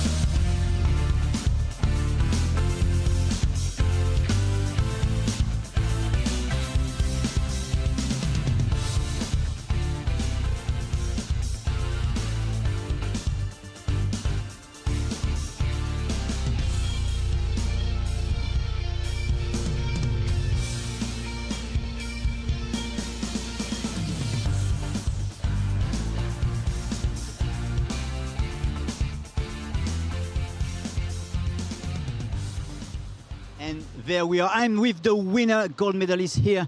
Alison, what a day today for you. Bonjour, je suis Alison. So I'm the translator. My name is Alison. Yes, I'm very happy because this is like the last time we come to Indonesia for the competition was like 2018, the Asian Para Game. So this is like about seven years afterward we come to Indonesia to have competition again. So I'm so excited, and I'm really and seeing some new fencers from Asia and coming to the World Cup, and more cities are willing to host for the World Cup. It is something very good for the wheelchair fencing development. But let's come back, Alison, on your match you've just done. This was really intense, and it's I have the impression you managed from the beginning. Big distance, and you were closing the doors and making quick remises. Was it your strategy from the beginning? So actually, I have been fencing with Judith for quite many times, and actually I lost to her last year in Paris for the bronze medal match. So I did prepare something when I fenced with Judith again, and today Judith also did very well, and I think I just a bit better than her today because I managed the distance, and also maybe I am more comfortable with the hot weather because we all come from Asia. So I have a better performance. So I got gold medal, and I also want to congratulate all the winners today. Thank you to you, and well done. This is also the experience of we learn every day, and you are able to show that what was your previous match, you are able to use it to win once again. Congratulations one more time. Bravo, madame. Thank you. Merci beaucoup. And please stay with us. We will have the prize giving ceremony with all these athletes. And I will say you goodbye. See you tomorrow for men's épée and women's sabre.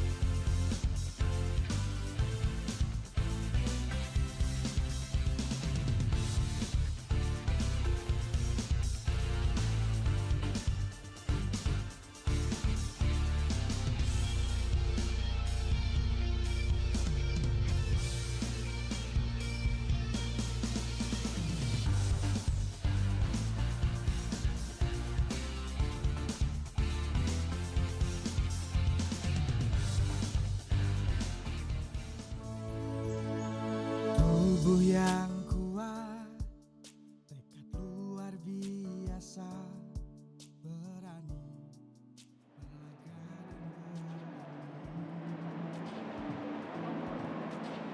melangkah dan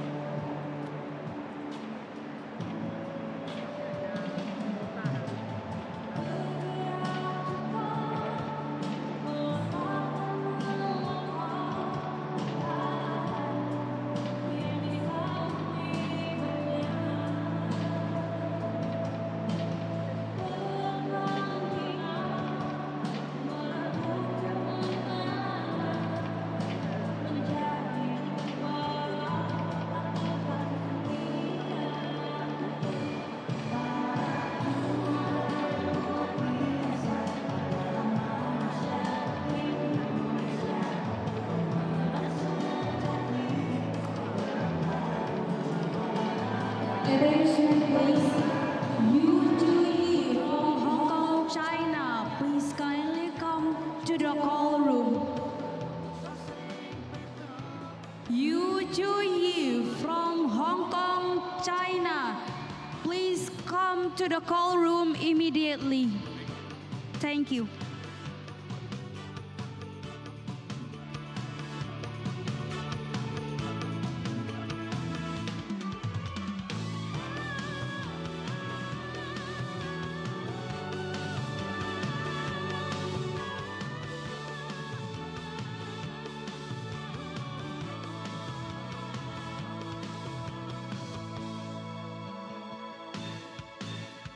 Para juara pantang untuk menyerah, juara sejati selalu bertahan. Perjuangan merebut kemenangan, melampaui batas, takutkan dunia. Para juara yang luar biasa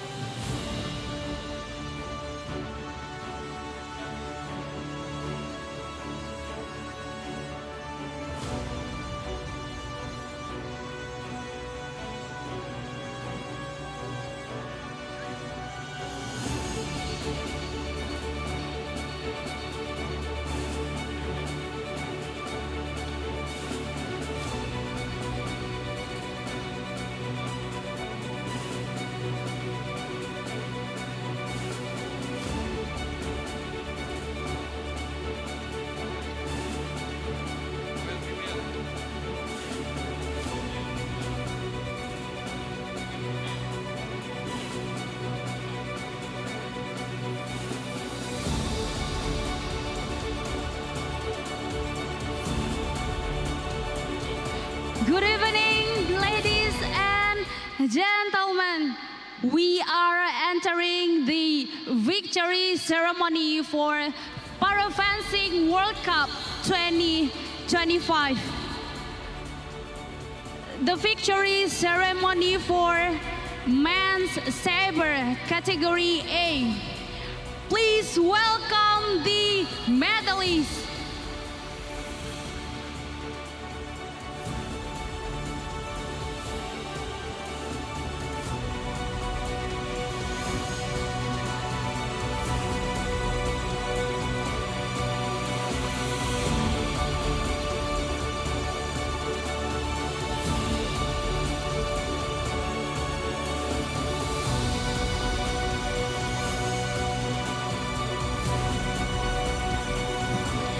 The medals will be presented by Rini Kusumandari as Head of Youth and Sports Department of Surakarta City.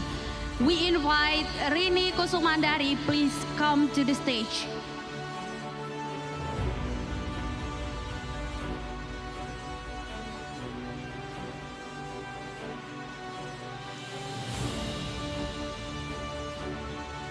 Bronze medalist representing Germany, Schmidt Maurice.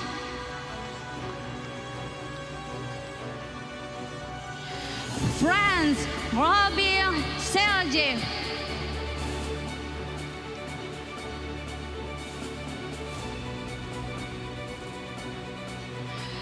Silver medalist representing Thailand, Sani Mongwei Bonsuri.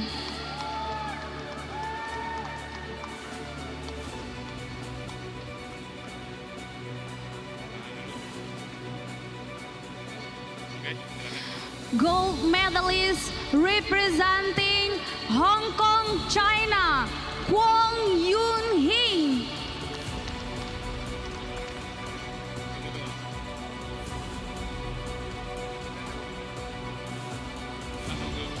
Ladies and gentlemen, please rise if you are able for the national anthem of People's Republic of China.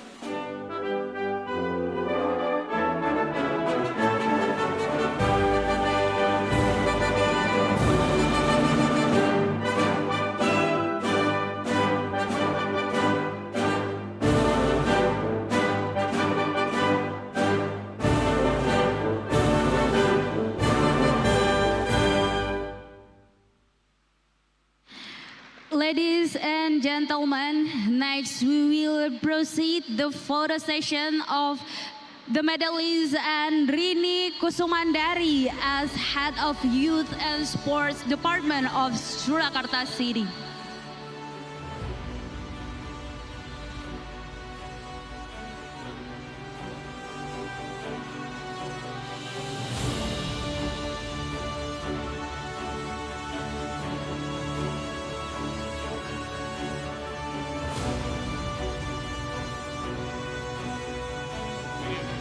Thank you so much, Rini Kusumandari. May return to your seat, and we're gonna proceed the documentation of all the medalists.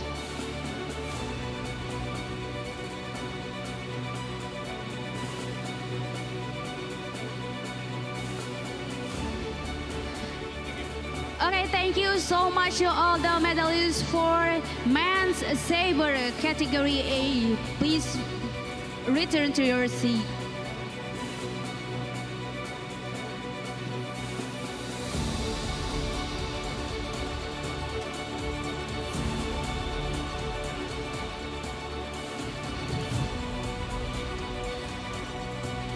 Ladies and gentlemen, the victory ceremony for women's foil category B.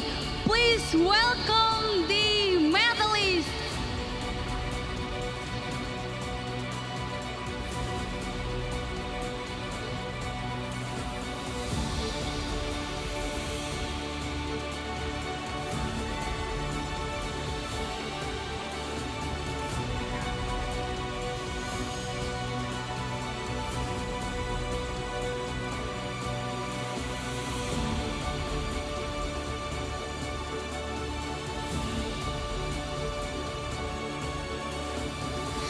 The medals will be presented by Supriyanto as Head of District Prosecution Office of Surakarta City.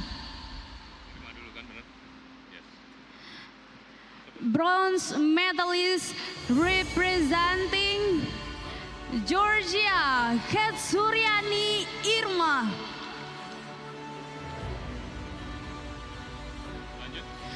Hong Kong, China, Tong Nga Ting.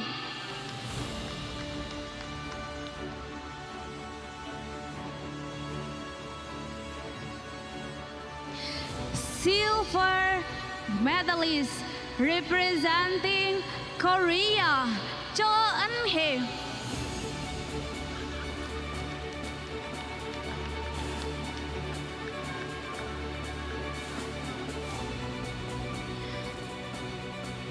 Gold medalist representing Thailand, Jana Seisuni.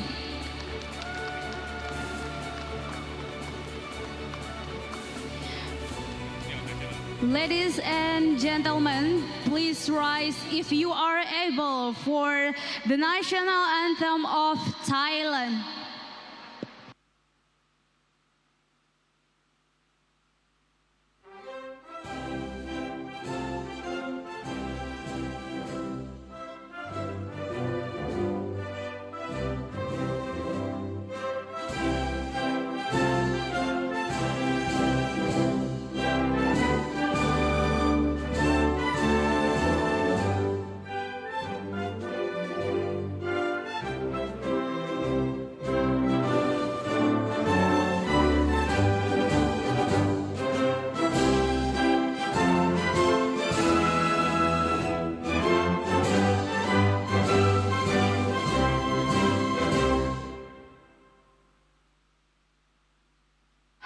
Ladies and gentlemen, we are going to proceed the photo session of all medalists and Supriyanto.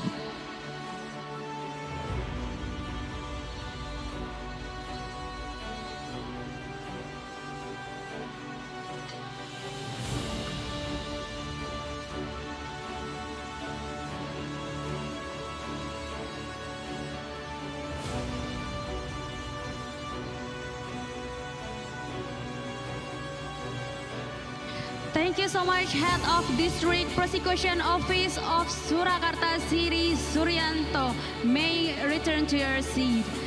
And now we have to proceed the photo session of all medalists.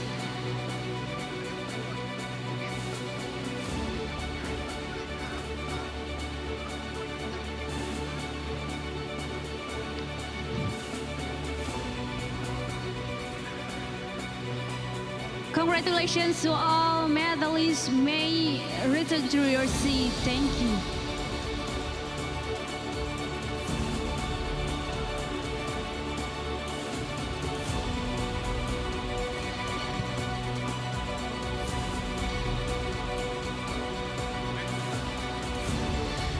Ladies and gentlemen, we are entering the victory ceremony for men's saber category B.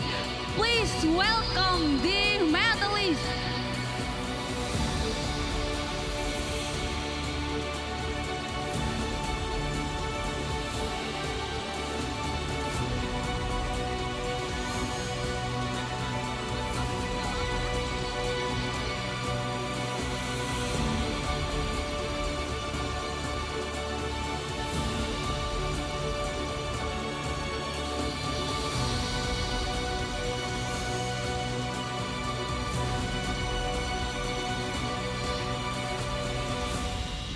The medals will be presented by Sabta Kunta Purnama, Steering Committee of the Indonesia Para Fencing World Cup Organizing Committee.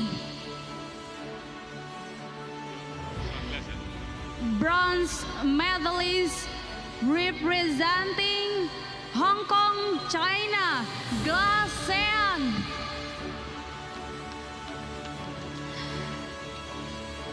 Thailand, King Manau Visit.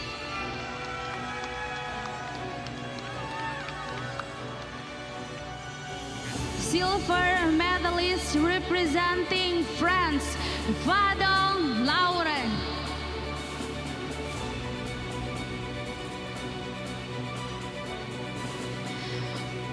Gold medalist representing Korea, Ryu En-hwan.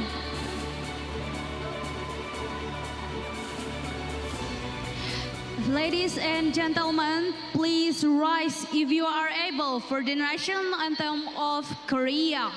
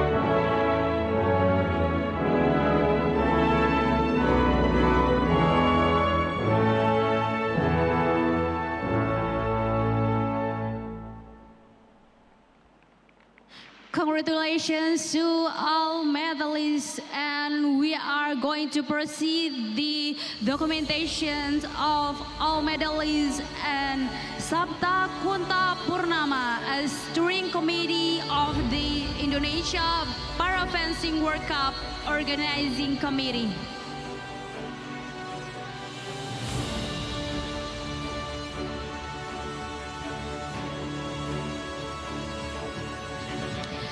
Thank you so much, Sabta Kunta Purnama. May return to your seat, and all the medalists, please proceed the photo session.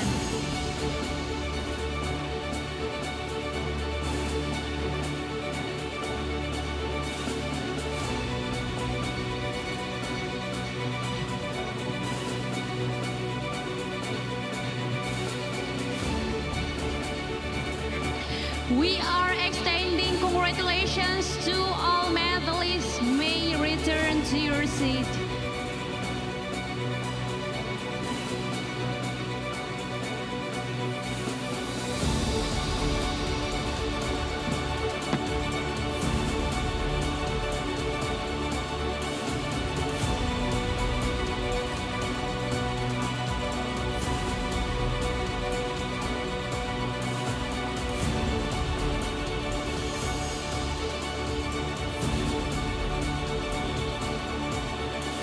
Ladies and gentlemen, the victory ceremony for women's foil category A.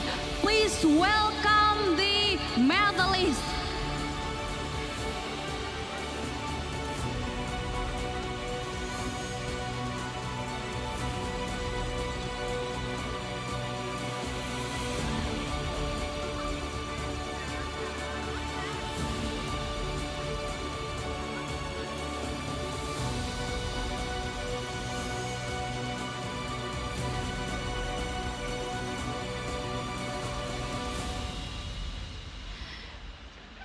The medals will be presented by Rini Kusumandari as Head of Youth and Sport Department of Surakarta City.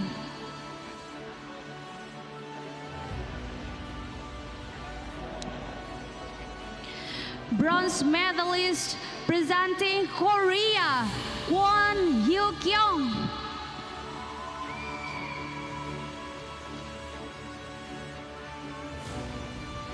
Georgia, Pibilashvili Nino.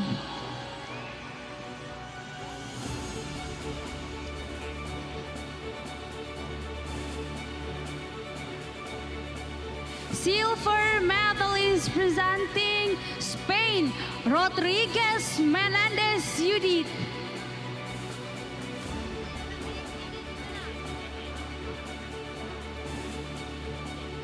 And gold medalist presenting Hong Kong, China, Yu Ju-yi.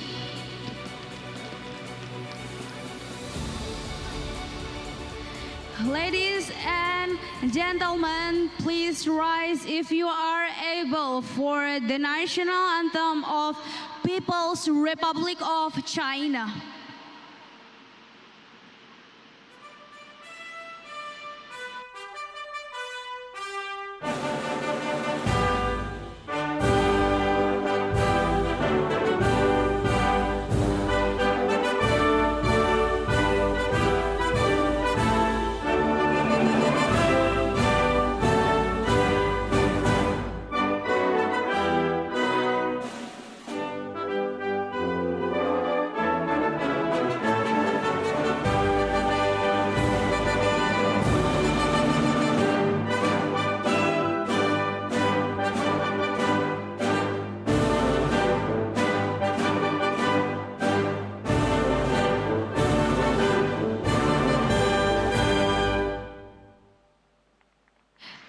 Ladies and gentlemen, we are going to proceed the photo session of all the medalists with Rini Kusumandari as a Head of Youth and Sports Department of Surakarta City.